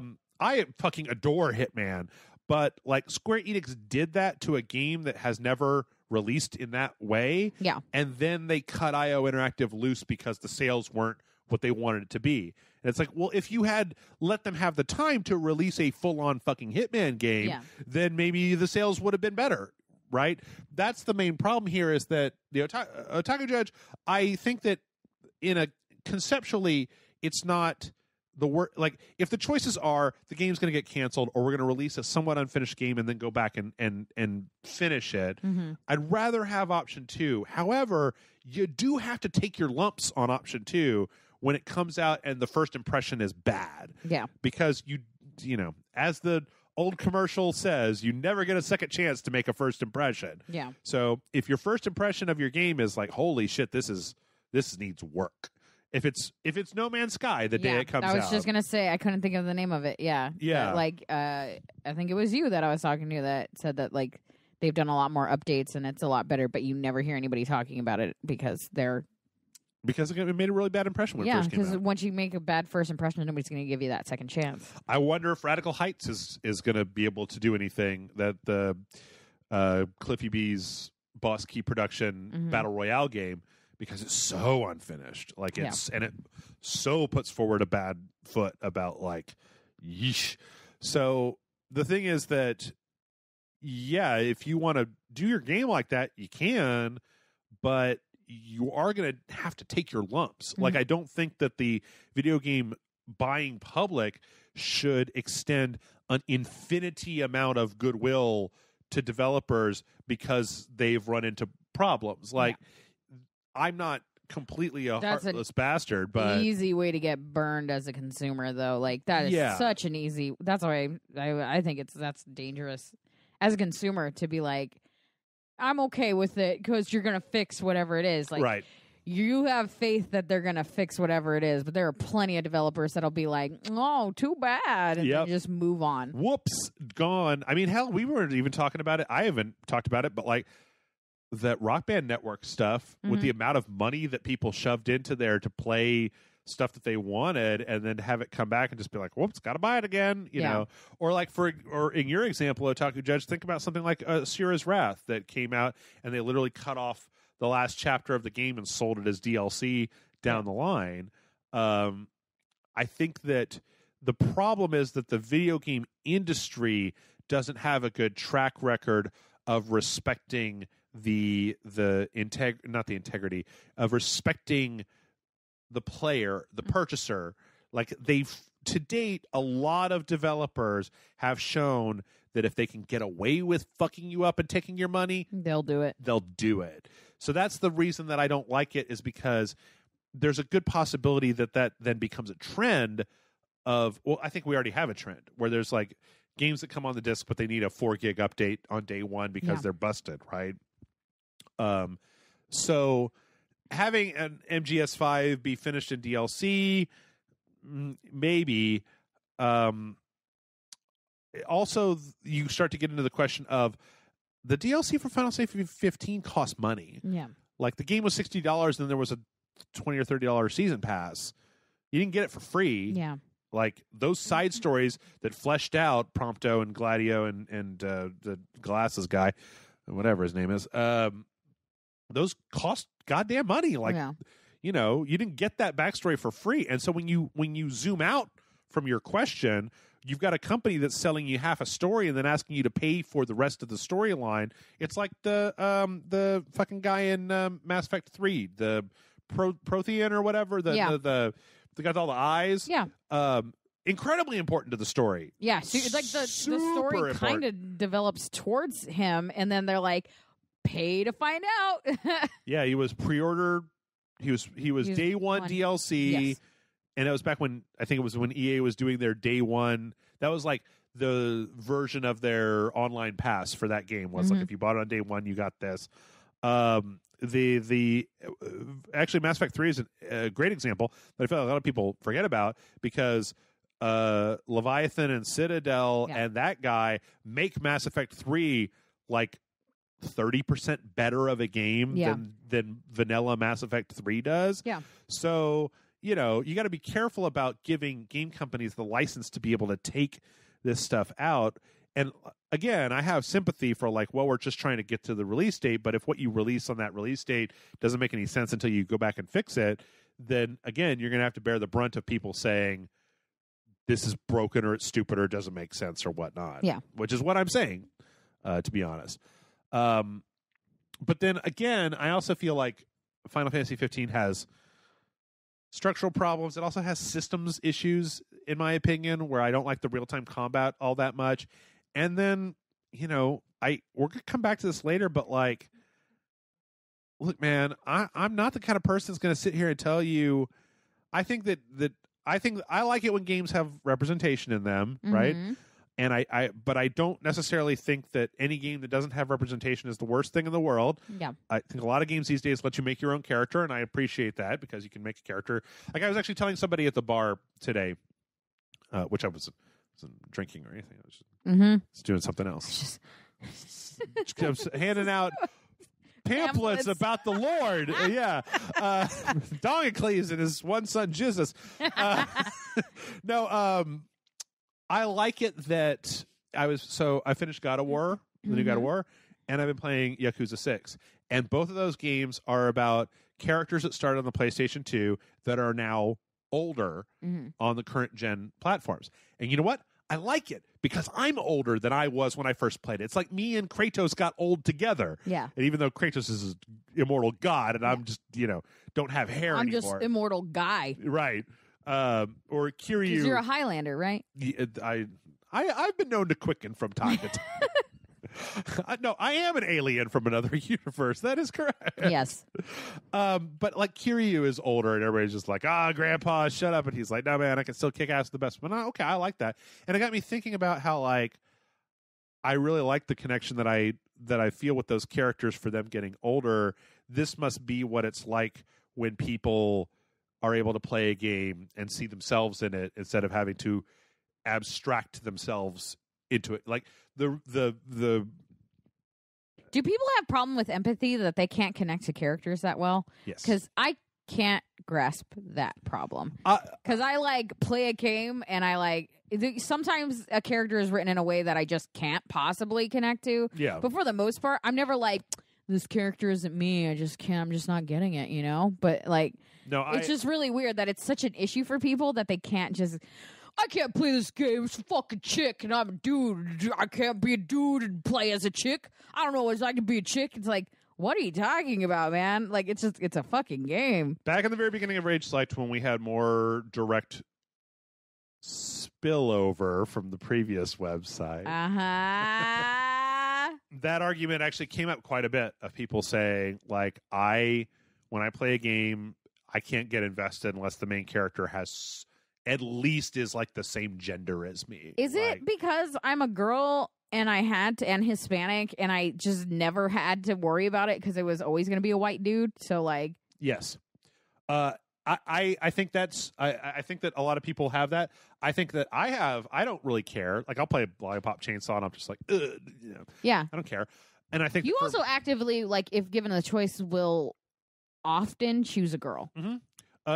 Well, and for me, I thought about it for a while, and I thought, why doesn't this bother me? And I think that a lot of it is because I've been playing video games since the NES. Since they were little pixels. and the arcade, like, right? I've been playing it as a little square person for a while. Right. So it's like you had to abstract in those old days because... I had guys tell me that they play as female characters, like, when given the option, because they didn't want to look at guys' asses the entire time. I can get down with that, too. I think there's some of that, too. Weird to be like, that way when I'm playing the game, it ain't so gay. Like, what the fuck are you talking about, man? I wouldn't go that far. But isn't that what they're saying, though? Like, so I'm not staring at a guy's ass the entire time. It's like, first of all, the point of any of these games is not to be staring at their ass. I can guarantee you're supposed to be doing something else. This isn't like a Lollipop Chainsaw we're talking about. These were like other games. I can understand the idea of if you're going to be looking at at an avatar on the screen, you'd rather have a female an avatar that you're attracted to.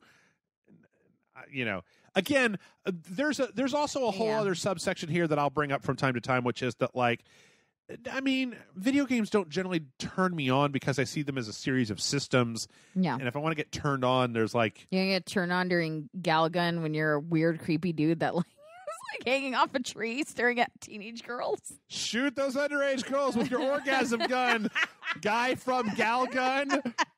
Because they're infested with horn dog demons. Suck up. Man. Oh, I accidentally sucked all your clothes off. Oh, man. How did that happen? No. Embarrassing. But that's just me. I mean, other people do. Other people get real, conversations with people about, like, I don't want to play as somebody who's looks significantly different than what I look like. And it's like, okay, I mean, like... anyone who isn't me frightens me greatly. That's your decision. Yeah, that's weird. I'm not going to tell you that you have to. The whole point of playing a video game is to literally project yourself into a character. So it's really weird to me that they're like, can't do it. Yeah. It's like, you're not trying hard enough. It seems weird to me, too, of like, do you get, like, if... it's like you're just like a white guy and you're just like, I just can't watch The Equalizer. I just can't... I mean, Denzel Washington, he's just, he's not like me. And so I'm like, I don't. It's like, well, really? Because I'll watch anything that Denzel Washington is in. Hell yeah. Anyway, to go all the way back to what I was saying is that Final Fantasy 15 is, I really do feel like Final Fantasy 15 deserves just a little dinging, because every other Final Fantasy game has been about like a party of like ladies and Moogles and this big blue guy and like this guy. I love big blue guy. Kimari in Final Fantasy X, and then like there's Yuna, and then there's like, oh, here's like your Islander soccer guy, and then like here's your dumb like white Titus guy, and then like here's another guy, and you could be like, oh, I like these guys the best, I want to play with them, or like, oh, I'm gonna get used to, and here it's just like 4 white guys. Yay! And it's a Backstreet Boys, everybody. And it's not that I even have any problem with like white people or anything. It's just like, you are white people. I know. I'm like, don't remind me. for a franchise that has always had very diverse groups of people, so that you can like kind of, we talked about this with Overwatch about picking your favorites, right? Yeah. Like in this one, I'm just like, okay, there's the strong white guy, the smart white guy, the plucky white guy, and then your guy white guy. Yeah. And then let's go, everybody, get in the car. It's a white guy party tonight. Yeah. And I'm just kind of like, yeah. Anyway. That's just an excuse to bitch about Final Fantasy 15. Yeah. So that's it, Otaku Judge. Go figure, you would find a reason.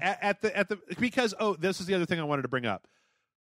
Dark Souls? Yes. The other thing I wanted to bring up was Dark Souls. Go on. But like Dark Souls and Bloodborne are both lesser games without their DLCs. Mm-hmm. Scholar of the First Sin, or not Scholar of the First Sin, Artorias of the Abyss for Dark Souls and the Old Hunters for Bloodborne make those games like 30% better than they were when they came out. Yeah. So like, I'm not opposed to the idea of supplementing your game with even more content to make it better.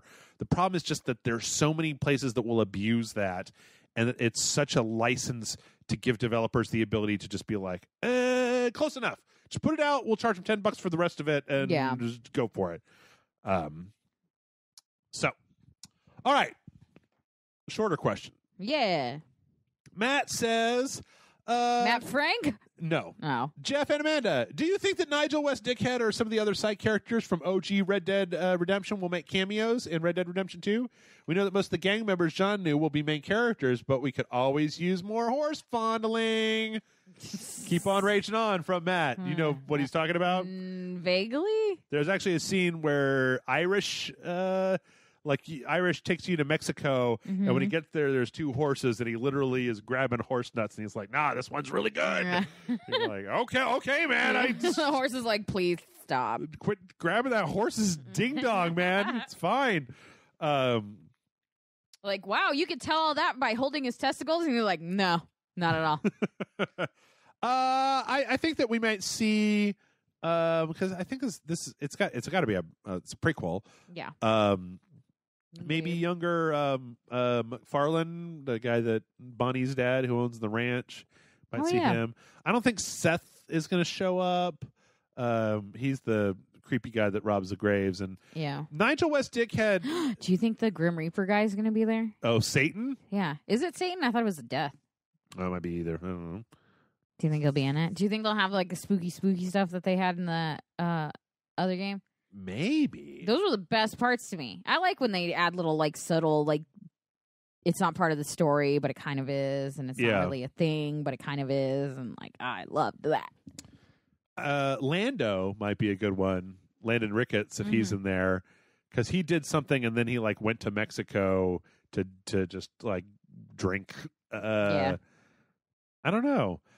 As said in the beginning, I think, Matt, that I would rather them create new characters. Like Nigel West Dickens is an interesting character, but maybe make a new character that's interesting instead of just being like, You don't need the like elbow wink into the camera. Yeah. So I don't know one of the reasons that I never went to watch Ready Player One, and I'm still just kind of like, it comes on VOD, I'll watch it. Yeah, if it's on Netflix, I'll watch it, but I'm not gonna actively seek it out.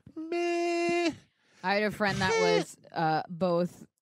I don't know why I'm turning this into Ready Player One conversation, but who was conflicted with love of Steven Spielberg movies and hatred of nostalgia jerkin. Oh. And so he was just like, it's a fully formed movie, but it's not, Steven Spielberg is not going to make a bad movie, but, it's just a lot of, like, throwing out the things you love. Jesus. Tangent. Yes, we're on one. No, tangent.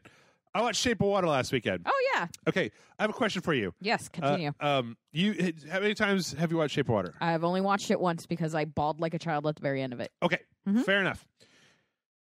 Did you notice that there is one wipe transition in that movie?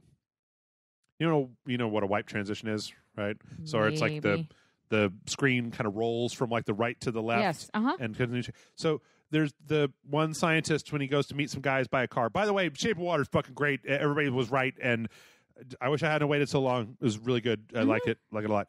But there's one transition where it does the wipe transition when he's going to go meet some people in this car, right? And it's like, and throughout the entire rest of the movie, my girlfriend was just like, are you seeing all this like subtle use of color in the way that like her outfit's changing? I'm like, I'm still trying to figure out why he put one weirdo transition in there. Because it's not like Speed Racer where they're constantly doing weird. It's cuts. There's just one wipe. Yeah. And I'm like, why?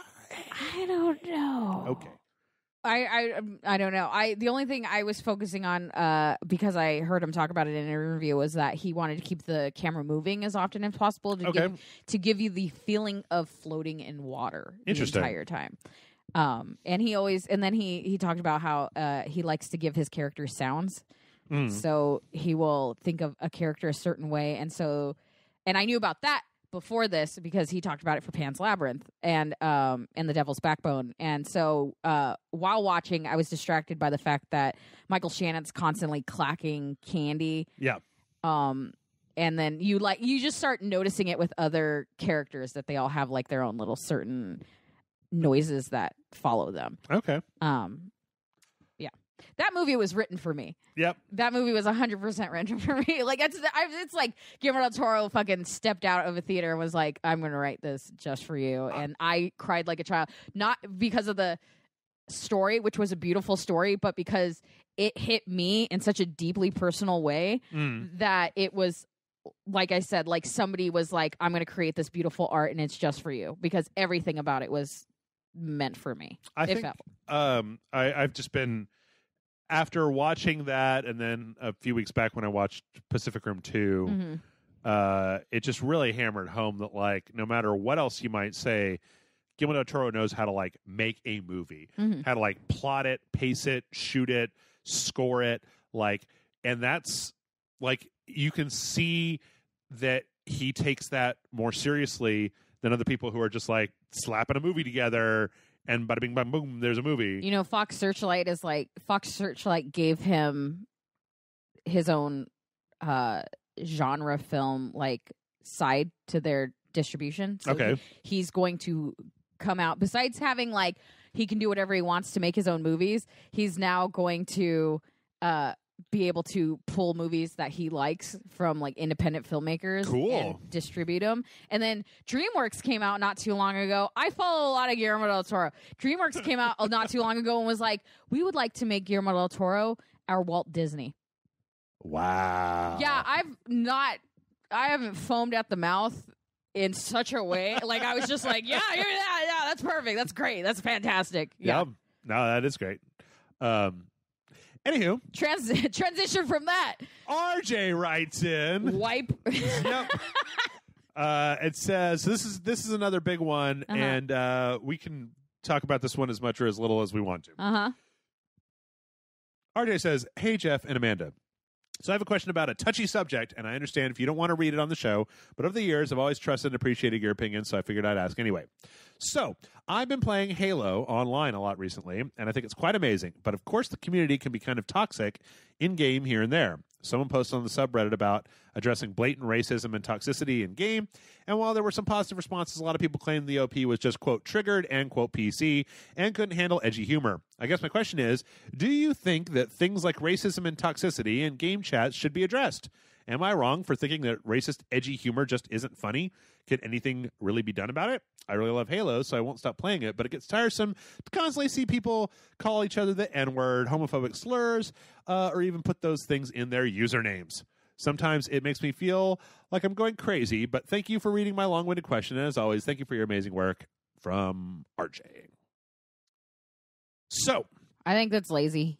I think that sense of humor, that, like, style of humor is lazy, but also I don't think it's a brand of humor. I think it's kids that don't understand the gravity of what they're saying, trying to be... When a little kid learns how to cuss, they're not using it right. You know, they're just like, fuck. And it's like, right, yeah. I mean, you're not, like, using the word wrong, but it's not, it doesn't have the gravity that it's supposed to because you're not using it right. Yeah. And I feel like that's what that is. It's like 12-year-olds that don't understand the gravity of the words that they're saying. I don't think they think it's funny. I think they think that's what trash talk is. Possibly. I also think that a lot of times when this particular topic comes up, that a lot of people forget that, like, when you're a teenager, a lot of times you're looking to rebel, and that one of the ways that you rebel against the status quo is by doing things and saying things that you feel are offensive to the world. Yeah. You're trying to differentiate yourself. You're trying to kind of make your own mark, and a lot of times... It's like a weird testing the waters thing to see, like, how far can you go personally against what you know is, like, the norm or the safe. I've said this a lot. There's a very good chance, RJ, that 16 to 18 to 25-year-old Jeff might have been one of these people. Yeah. Because when the world is telling you, hey, you got to act like this. Hey, you can't say that word, and you're just like, fuck you. You know, I'm Jeff, and I'll say whatever the fuck I want to. Yeah. Like, I don't care if you're offended. The world isn't for just you and you by yourself. Yeah. Like, And I think it's a thing that you have to go through, or I think that it's something like I don't ever want anybody to read anything that I wrote in high school because I had a more conservative bent to myself, and I was also kind of a shit and like not like now.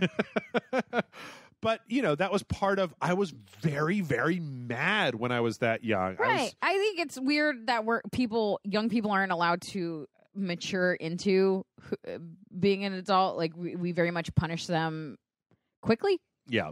And, like, you can't think that way. And it's like, that's kind of what's causing them to, like, rebel in the other way. That's not to say I'm okay with people throwing out the N-word in a fucking online Halo game. Or I guess just a Halo match in general. But I'm really okay with people throwing out the N-word kind of in general. Oh, no, I hate it. But it just turns into a thing. My concern is less stopping people from saying the N-word or using like derogatory words that are used against gay people or anything like that. It's that if you do that, then it's like, well, bitch is a bad word against women, and then you can't say bitch. And then it's like, well, then really we shouldn't have any cussing, and then you don't have any cussing, and then it becomes, he said something that wasn't against the rules, but it's kind of not nice. And then it just, I hate to slippery slope PC, but I'm going to slippery slope PC because once you start doing it a little bit, it's often turns into a lot of it. Well, it's also, you run into the question, one, of who is the arbiter, who decides. And in a lot of ways these days, I feel like nobody. But God damn it. It's slipping out of my brain. Nope, come back. It's gone. I saw it fly away. I could have caught it, but I let it go. Here we go. The other problem is that if you know the people if you've ever met, I used to have a friend, and I don't really hang out with him anymore because I kind of just got sick of this shit. But like, I said I was fucking sorry, Jeff. What I say about swearing in my goddamn shitty house? Son of a bitch. If you've ever known somebody like this, the problem that you have is that they'll read the rules.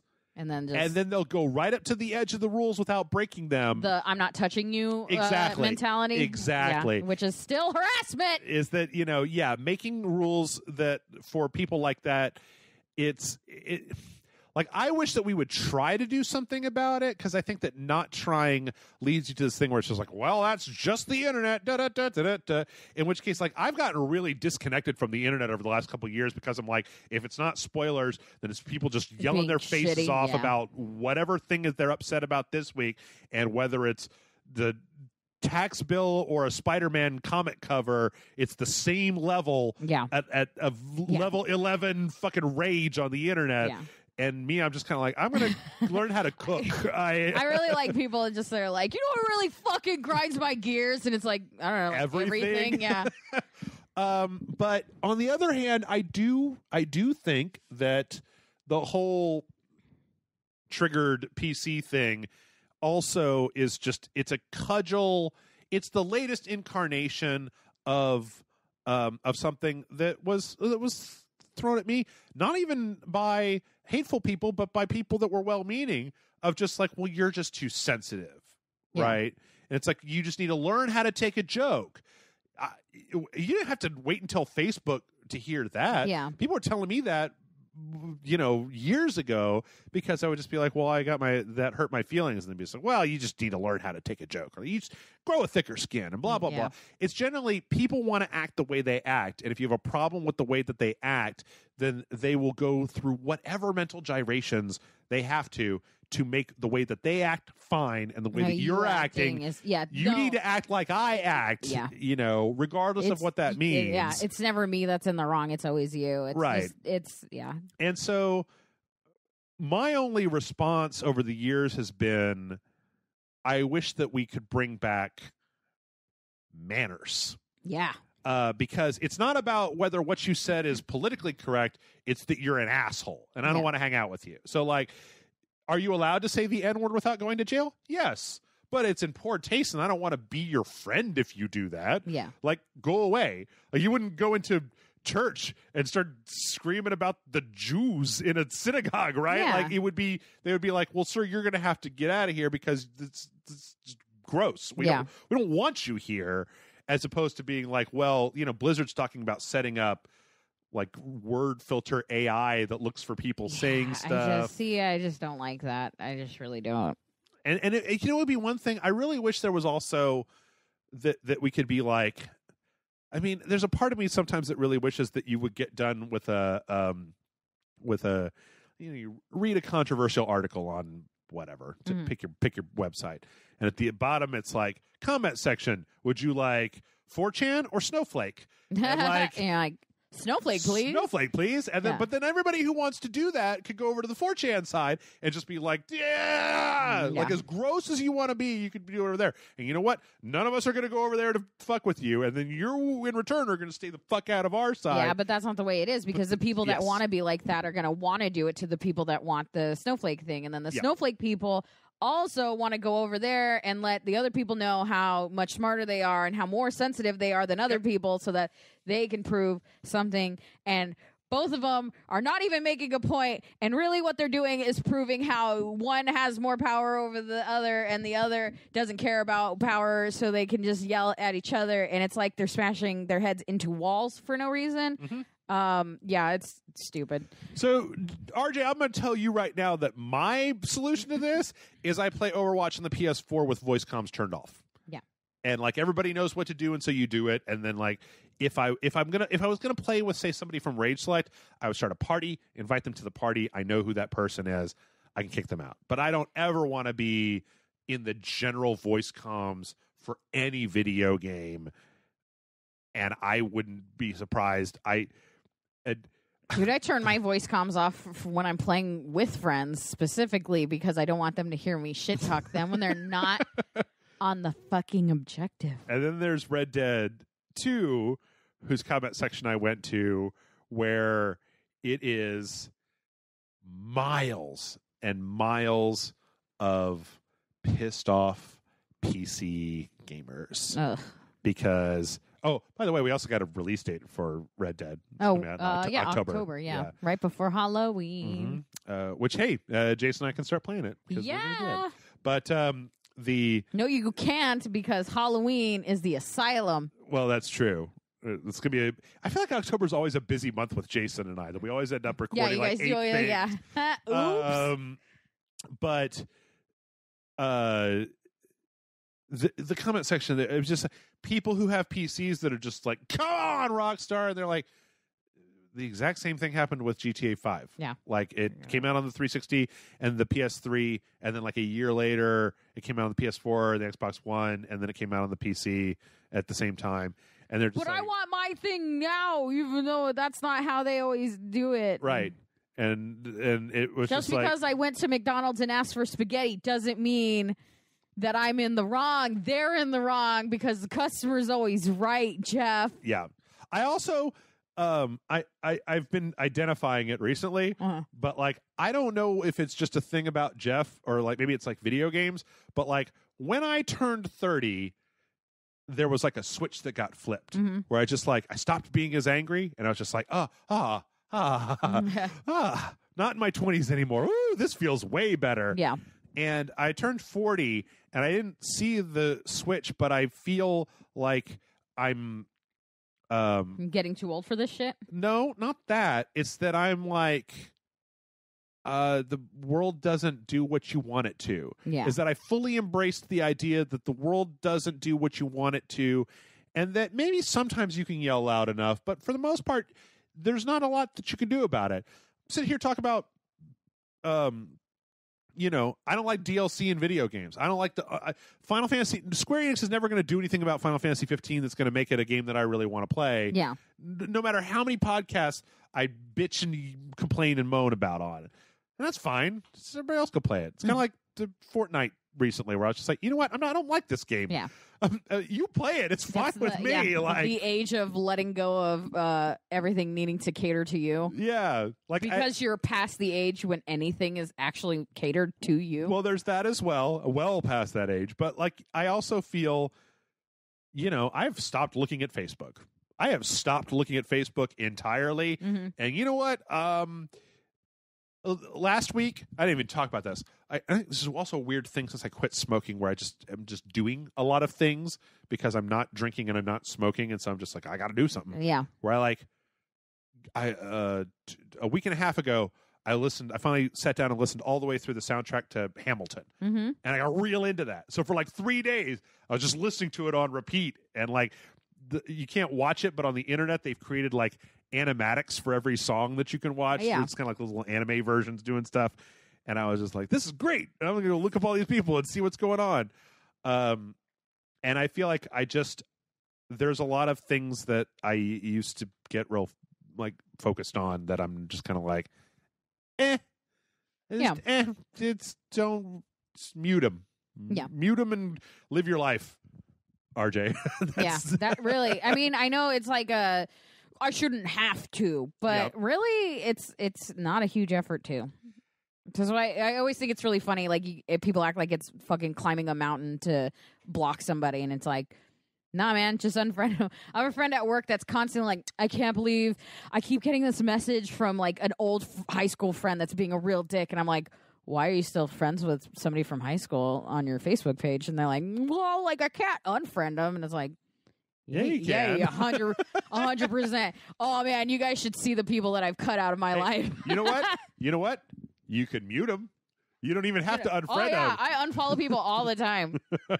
So, RJ, I would love, there have been times where I would love to live in a world where people were more civil in the comment section of blah, blah, blah. But to be honest, it's probably not getting any better. It's probably just going to get worse over the next 5 to 10 years. I think if it gets really bad, they're just going to not have comms. Or they're going to create a thing where you have to like actively... you have to opt in. You have to opt in, or you have to be friends with that person in order to hear their comms. That'd be great. I'd love that. Then I could just be friends with Rage Select people. Yeah. But and then just all of Rage Select in your ear. Like, that's what you guys sound like. Anyway, sorry that there isn't an answer. I thought for a long time about an answer, but there is no answer because, like I said, it'd be one thing if the people that were upset that you didn't want to hear anybody saying the N-word were willing to just go have their own thing where they could say whatever they want to. What if you were the hero that gaming needs, and every time somebody says the N-word, you just start explaining to them the implications of using that word and trying to teach them a lesson in life? No. Yeah, you should be that person. It's funny. What if everyone on Rage Select played online and did that, and then we created a new wave of people that would try to teach people about the implications of using bad words? I was talking to somebody, or I was talking about something related to this. Mm-hmm. I was talking about. Yeah, we got time for tangents. This whole podcast is a tangent. It is. I requested more questions, and we're just going off. Yeah. There was a podcast that I was listening to that was talking about the incel community. Do you know what that is? No. So we're already out on a limb here. Don't normally talk about this stuff. Incel is involuntarily celibate. There are people who believe that they're so ugly that that's the reason the women won't have anything to do with them. I do know vaguely about this. I started reading about it and I was like, I'm going to back out. I went to their Reddit and looked over it and I was just kind of like, wow. But by the same token, like I said before, I remember being like 18 and just like fucking frustrated at the world. And it's like you're looking around and watching people like, fucking smoochies and blowjobs and everything. You're just like, where are you walking through a park and people are smooching and blowjobbing? Yeah. Austin, you know how it is. It was the early days of the internet. There was a lot of and the result of that conversation where somebody was like, you should go like find like one young man in this world to just be like, look, man, I know that fucking you're pissed off at everything, but like you just got to get to the other side of being pissed off at everything. And like, if you just keep being pissed off at everything, then like, it's not going to get better. Yeah, it's not going to be any good. You're just going to get more and more angry. And girls don't really want to date the creepy, angry guy. Yeah. Anyway, let's not stick around on this for too long. JD says, hey, Jeff and Amanda, I'll keep it simple this week. Say you were made head of Taco Bell. I'm with you. And we're given full control of the menu. Mm-hmm. What items would you permanently get rid of? And what horrifying new creations would you add? Take it easy, guys. Have an awesome week. JD. What the fuck is the point in getting rid of anything in Taco Bell? I will tell you. They're all made of the same ingredients. Nuh-uh. There's one's fucked up and needs to go. What? I don't go to Taco Bell for dessert. You take those cinnamon crispas and you can get the fuck rid of them. John and I went to Taco Bell the other day and we did I did the $5 box, and John was like, I was going to get that, but it came with cinnamon twists and I didn't want to waste my money. I was like, oh, I'm sorry. Last time I went to Taco Bell, I said to them hey, is there anything you can sub for those? Or you can just throw them away. And they were like, we can give you chips and queso. And I was like, what? I could do that. I would totally go for chips and queso. Fuck. I was fucking duped. I would probably also throw away chips and queso because it's not very good queso. Oh, I don't care. It's just, but I will more likely eat that than their weird cinnamon twist. That was when I worked at Taco Bell. That was the worst thing to put together ever. Cinnamon twist and queso. Yes. Yeah. I don't know why I kept making it. No, making cinnamon twist was like the worst. I also think that there is the chalupa, and then there is the gordita. Which means fatty. Don't think you need both of those things. It's the same thing. Well, no. Chalupa is a small boat, and a gordita is a little fatty. One of them is that really explains. It's like a fried. It's like a fried shell, and the other one's like a flour, like a thick flour. Yeah, it's that gross ass. Yeah, I don't like that one. Get rid of that one. I just don't like that tortilla that they use, that thick flour or whatever.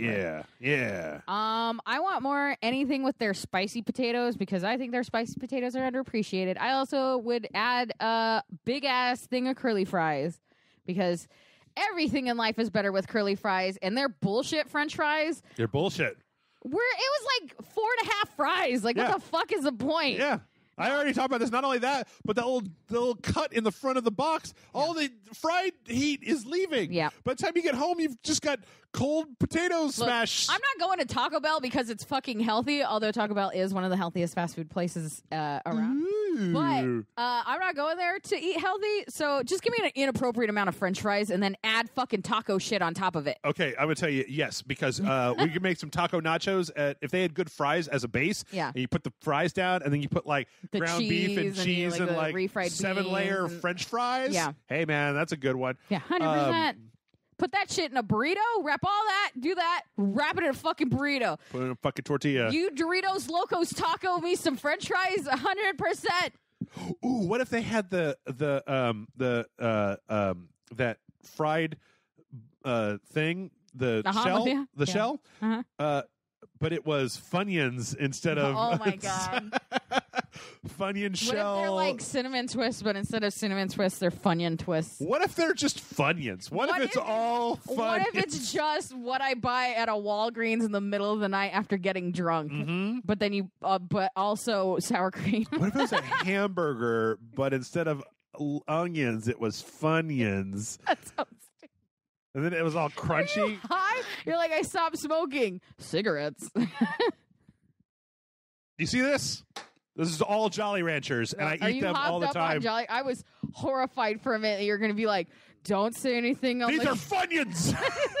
You're going to be like, I got black tar heroin to get me off of these cigarettes. That's right. I forgot what the question was. Taco Bell. Bell. Yeah. What would you take away? What would you add? I would probably get rid of all their. You know what I would do? The first thing that I would do is get rid of their stupid fancy breakfast bullshit. Yeah. And I put fucking breakfast tacos on there and make them available all the time. All the time. Sonic style. Yeah, exactly. Because what the fuck? I don't need your the bun is an egg for your. I'm intrigued as somebody that dabbles in lowering my carbs. I'm very intrigued with the egg. I would kind of like to try that as a regular taco. I think that they haven't. I don't think they've done anything quite as good. I think they need to start bringing back some of the things that were good faster. I think they need to have more rotation, like one new thing. Right, but then also one old thing at the same time. So they're going to put in fries. We've already established that we would do fries differently, right? Yeah. But then also bring back the enchilito with the fries, right? Or bring back the Crunchwrap sliders and then make a new thing to go along with the new thing that goes in the Crunchwrap sliders. Yeah. You know, preferably French fries. French fries, more French fries. Carbs. I just want fries. Carbs. Why won't anyone get me any French fries? Pickle chips. I live for pickle chips and fried zucchini. Those are my two favorite fried foods. They obviously have a fryer back there. You get like fried mushrooms and put those in everything and be like. I mean, you could literally fry anything and put it in. Dude, what if they brought up the those broccoli cheese bites, little fried broccoli cheeses? Oh my god! And then just start putting those in burritos and shit. Jesus! Oh, that sounds great with like queso and ranch on it. And they're like, it's healthy. It's broccoli. Yeah, it's a broccoli. You know, it's like a salad, but it's in a burrito. Also, I don't think they do it anymore, but I was always very horrified to see them do like fourth meal. I would change a lot of Taco Bell's marketing to be like Old Spice marketing, where they just like don't give a fuck marketing, where they're like, Taco Bell, life's too short. Hashtag YOLO. Like hashtag YOLO is Taco Bell's now. Do you remember the Taco Neck syndrome commercials? No. There used to be commercials where bring back the dog. People would have their like ear against their shoulder. Okay. Because that's the way you position your head when you're eating a taco. Okay. And they were like, you seek a physician if you have taco neck syndrome. It's like, why would I ever eat at a place that I need to go to a doctor for? It's a condition? Also, bring back that nachos where it was like the red chips and then they put the big, like, it was like instead of, you know how Taco Bell does their nachos where they put the chips down and they put all the stuff on top? Yeah. It was it's like a volcano nacho. Volcano nachos, yeah, where it's like red chips. Oh man, and that they just shit made was a big, so good. like a big pile of shit in the Give middle. me just a pile of your fucking ingredients, Taco Bell. Because you know what? By the time I get home with those fucking nachos, it's like the ones in the middle are liquid now, and I can't get enough of them onto the ones on the outside. Like your nacho distribution is fucked, Taco Bell. Yeah. Just make it like a DLT and give me two separate things. You give me a container full of things to dip my chips in, and then the chips. That's what I do at Chipotle, is I get a bowl and I get chips and then I eat it like it's a nachos, but I dip it. I'm very fat. Oh, one more thing. Ever since I started shopping at the grocery store, every restaurant, not just Taco Bell, every restaurant in the world needs to fucking get over how much they want to charge me for avocado, because I know how much avocado costs, and it ain't that fucking much. I have a friend. I have a friend who, if they know they're going to Chipotle, will bring their own avocado, and they're like, "No, I don't need it," and then they sit down and literally fucking shuck their avocado. That's good. Like my favorite thing in the whole wide world. A whole Haas avocado costs 58 cents at the grocery store, and it's like $1.95 for guacamole. You know how much fucking guacamole I can make for $1.95? A lot. Yeah. Mm-hmm. Yeah. Too much. More than the piddly amount that they're like. Yeah, they knock that scoop 400 times. Oh, I will. I'll call them on it. I'm paying for that scoop, so can you give me like a full one? And they'll be like, okay. Yeah. I used to love going to Chipotle until they started rationing that bullshit. Yeah. Like just like, oh, here's 2 grains of rice, and I'm like, bitch, that's a $6 bowl. I am not on a diet. Please fill that bitch up with all the carbs. Like, look, I understand if you don't want to give me every single meat or guacamole in the world, but like the rice, beans, and pico de gallo, I should be getting so much of that. Yeah. And I don't want to have to ask you a second time, like.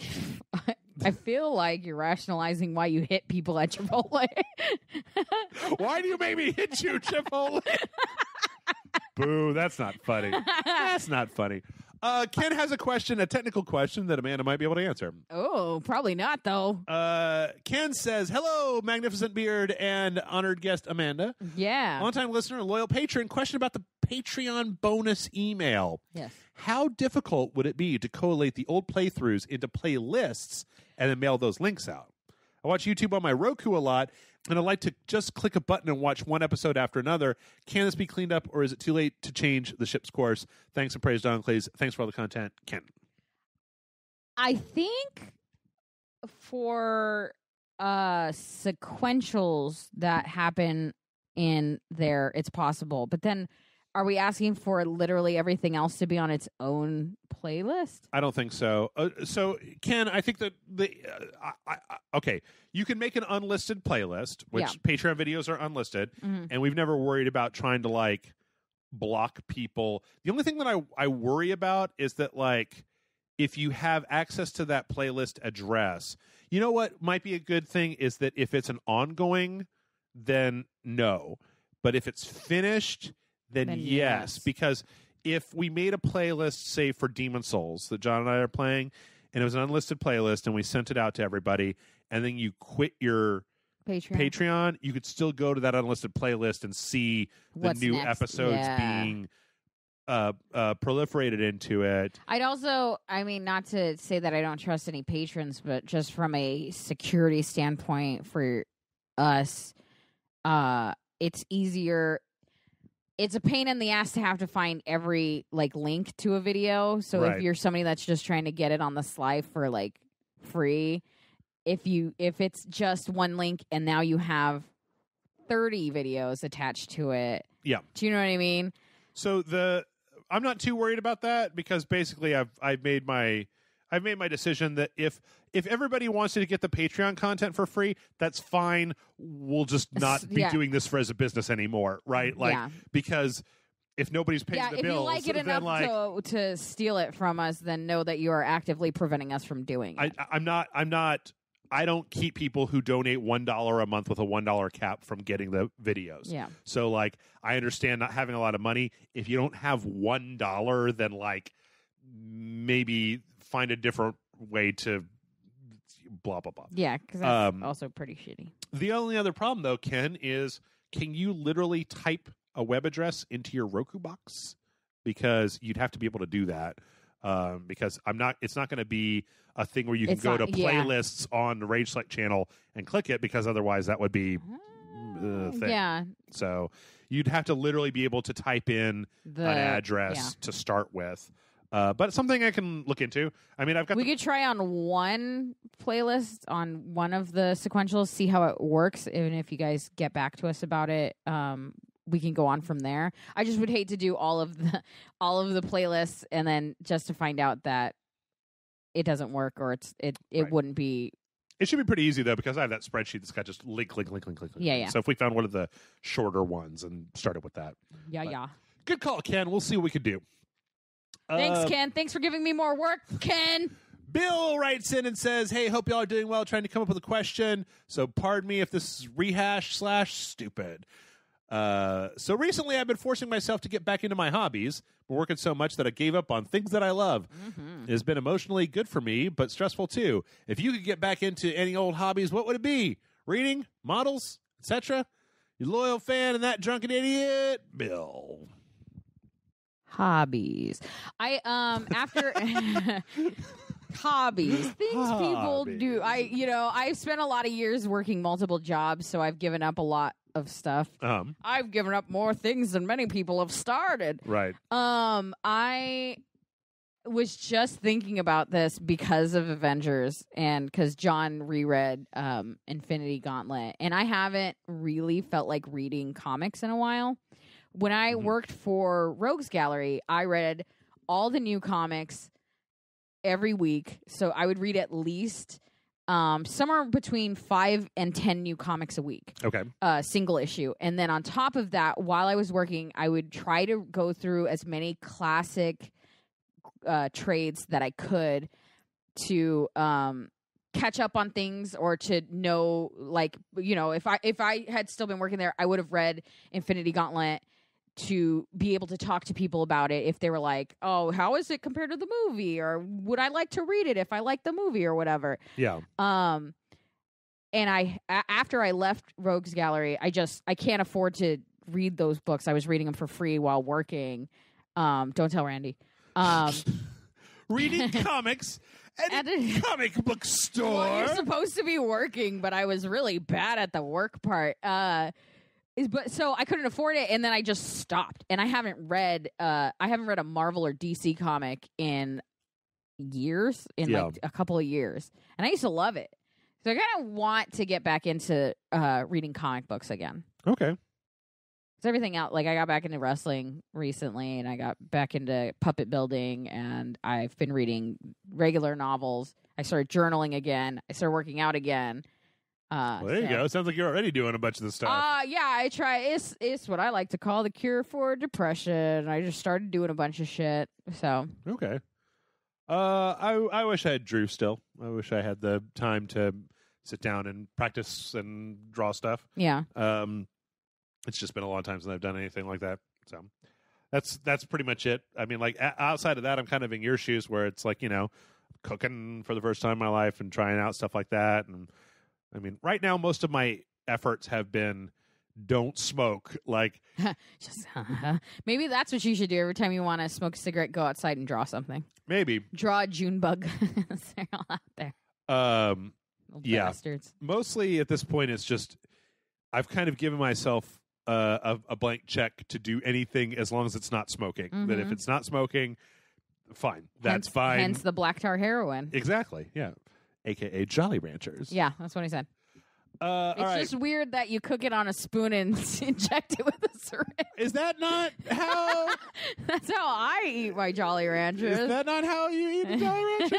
All right, one more. Daniel writes in and says, "Hello, Jeff and Amanda. It seems like y'all are skeptical and a little tired of nostalgic appeals in media, which I can sympathize with. However, I'm wondering, what do you think have been the best examples of nostalgia, and what kind of nostalgia still tugs at your heartstrings today?" Thanks, from Daniel. Well, since we talked about it earlier, The Shape of Water it tugs at me from someone who loves Creature from the Black Lagoon, from somebody who loves old Hollywood musicals, from someone who loves classic Beauty and the Beast style stories, like fairy tales. Sure. I feel like it tugs at some nostalgia for me. I think that I like the trappings. I like style and genre without like. I like I don't necessarily dislike. The first season of Stranger Things worked well in the 80s as a nostalgia thing. Mm-hmm. It, on the other hand, was set in the 80s, but could have been set whenever, and it was more nostalgic for like this property than it was for the time period or whatever. To be honest, Daniel, Matt and I had a conversation that about Pacific Rim Uprising on our Battlezone Patreon video. Mm-hmm. And I feel like it kind of gets to the heart of this, where I feel like a lot of times, especially today, like when Matt and I first started recording, I feel like Matt was trying to figure out, like, what's a Jeff movie and what's not a Jeff movie, right? Yeah. Like, what things are you into where you'll just, like, blindly like this, and then what things are you not into where you blindly don't like? And the answer is, it doesn't work like that for me. If it's a good movie, I don't care what the genre is. Mm-hmm. If it's a nostalgia wank, but a good one, I don't care. Like, it's just got to be good.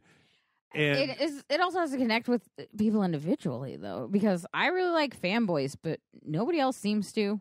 Yeah. And that's by the guy that fucking wrote Ready Player One. I think that I liked Baby Driver a lot more than a lot of other people. Where I was just like, seen it. Fucking yeah! And everybody was like, yeah. I got real bitter about trailers. I think my stepping back from trailers has really helped me enjoy movies again, because when you have everyone be like, it's the next most epic thing, you're gonna have to watch it. The ticket pays for the whole scene, but you'll only need the edges. It's like, I can't. I just don't care. Every Dwayne The Rock Johnson fucking movie is not going to be the best movie in the whole wide world. Right. Typically, on average, 70% on Rotten Tomatoes. Like, it's not even like he's not that great, and it's just weird that everything's sold to you so hardcore. Yeah. That I just got everything seemed bad to me. So. I don't know. Then our nostalgia became like a weapon that they used against me, where it was like, you have to watch it because you used to play it. Right. And it's like, nah, I'm good. Like, Yep. I'll just enjoy my memory of Rampage and not or like I will just enjoy Jumanji and not watch Jumanji. Whether that, I don't even know if that movie's good or not, because it felt like a weapon used against me. It felt like it was very much like, but Jumanji, and it's like, right, yeah, I enjoyed it as a kid, but like, fuck, calm down, guys. Yeah, that's why I get real like, okay, so here's an example, Daniel. I was never as much in love with like Ninja Turtles as other people. Say this one. Yeah. Yeah. But I really appreciated them putting them into Injustice. Like, that was fun. Yeah, I thought that was neat. Just gotta play a bunch of Ninja Turtles, right? So that's the kind of stuff that I like, where it's like, hey, here's a fun thing, instead of that Platinum Games Ninja Turtles game, which ended up being like, you know what's really weird about the Ninja Turtles and Injustice is that they do that weird, if you win, that like win screen, where it like slow-mos whatever they're doing. It's like a pose, and they just hold it, but things are still moving and they still blink. Do you know what I'm talking about? No, because when they win, they hit the pizza on the screen and then it falls down, and then they're eating a slice, right? And but they're not. So it's just a string of cheese. Depending on how long you hold it, because John has walked away and I'm literally just shouting at Donatello for not eating the pizza, because he literally holds it like a fucking foot away from his face, and there's just one bite in his mouth, and a string of cheese attached to the actual slice, and then he's just staring at the camera. Okay. And if you don't move it fast, if you don't click away, then he just stands there forever not eating the pizza, and it slowly drives me insane. Why? I don't know. It just looks weird. I can't explain it. Okay. It's just the weirdest, the most horrifying thing to me. Yeah, no, but I'm with you. I think you hit the nail on the head perfectly. Using nostalgia as a selling point weapon is what I don't like. And then, but legitimately using it, I do like. It's kind of like how you didn't have to put Dutch or John Marsden or anybody in Red Dead 2. It could have been a whole new story. Red Dead 2 didn't really have anything to do with Red Dead 1, and I liked Red Dead 1, or Red Dead Revolver and Red Dead Redemption. And I was more than happy to play Red Dead Redemption because I like cowboy shit, right? Like, so you didn't have to sell me on like, remember John Marsden? Well, look, he's in this game, and it's like, I mean, okay, I didn't need that, you know. I mean, yeah, you don't need it, but it's a Red Dead Redemption sequel, so I guess I get that they feel like it has to be connected to Red Dead Redemption, as opposed to like, Red Dead next thing. Do you know what I mean? Yeah, but Grand Theft Auto hasn't been connected to the previous Grand Theft Auto 3, Grand Theft Auto 5, is a different franchise, and Red Dead Redemption is a different franchise. Does that make sense? Yeah, but Red Dead Redemption has never had a sequel before, so and now it does, and this is how they're establishing it. Yep, yeah, no, I agree. Yeah. Anyway, I don't know. I feel like a lot of times developers use stuff. I mean, in video games, that they'll use like franchise stuff to get away with making a crappy game, where it's like, oh, here's this game part 2, and it's like. When it comes to like movies, it comes off to me like they took the elevator pitch. Like the initial pitch that you like give to people often is the easiest thing. So it'll be like, it's Die Hard meets fucking Rocket Raccoon. And then they go, okay, I kind of have an idea of what you're doing. And then you put it together and like turn it into this, whatever it is. Right. And I feel like they started like just openly saying what those are, if that makes sense. And then it's just, they keep like simplifying it. So then instead of it actually being this like great movie that takes the idea of Die Hard and the kind of character that Rocket Raccoon is and putting it together, instead they literally will just be like, I don't know, it's like Rocket Raccoon and a Die Hard. It's called Rocket Die Hard. What are you looking at? What's Hurricane Bianca? Bianca Del Rio is a drag queen that won RuPaul's Drag Race, and Hurricane Bianca is a movie, and they made a sequel called Hurricane Bianca From Russia with Love or something like that. Okay. Anyway, Bam! Didn't think I'd know. No, that's great. It's fine. Anyway, that's going to be our show, because we're already a little bit over time. We're going to end with a drag queen. Yep. Oh, my goodness. I got so many questions. We will try to get to them next week. Nice. So thanks everybody for writing in. If we didn't get to you this week, well, I'm gonna put a little star here, and we'll save all these for next week. Yay! Thanks to Amanda for sticking it out, and go see Avengers: Infinity War.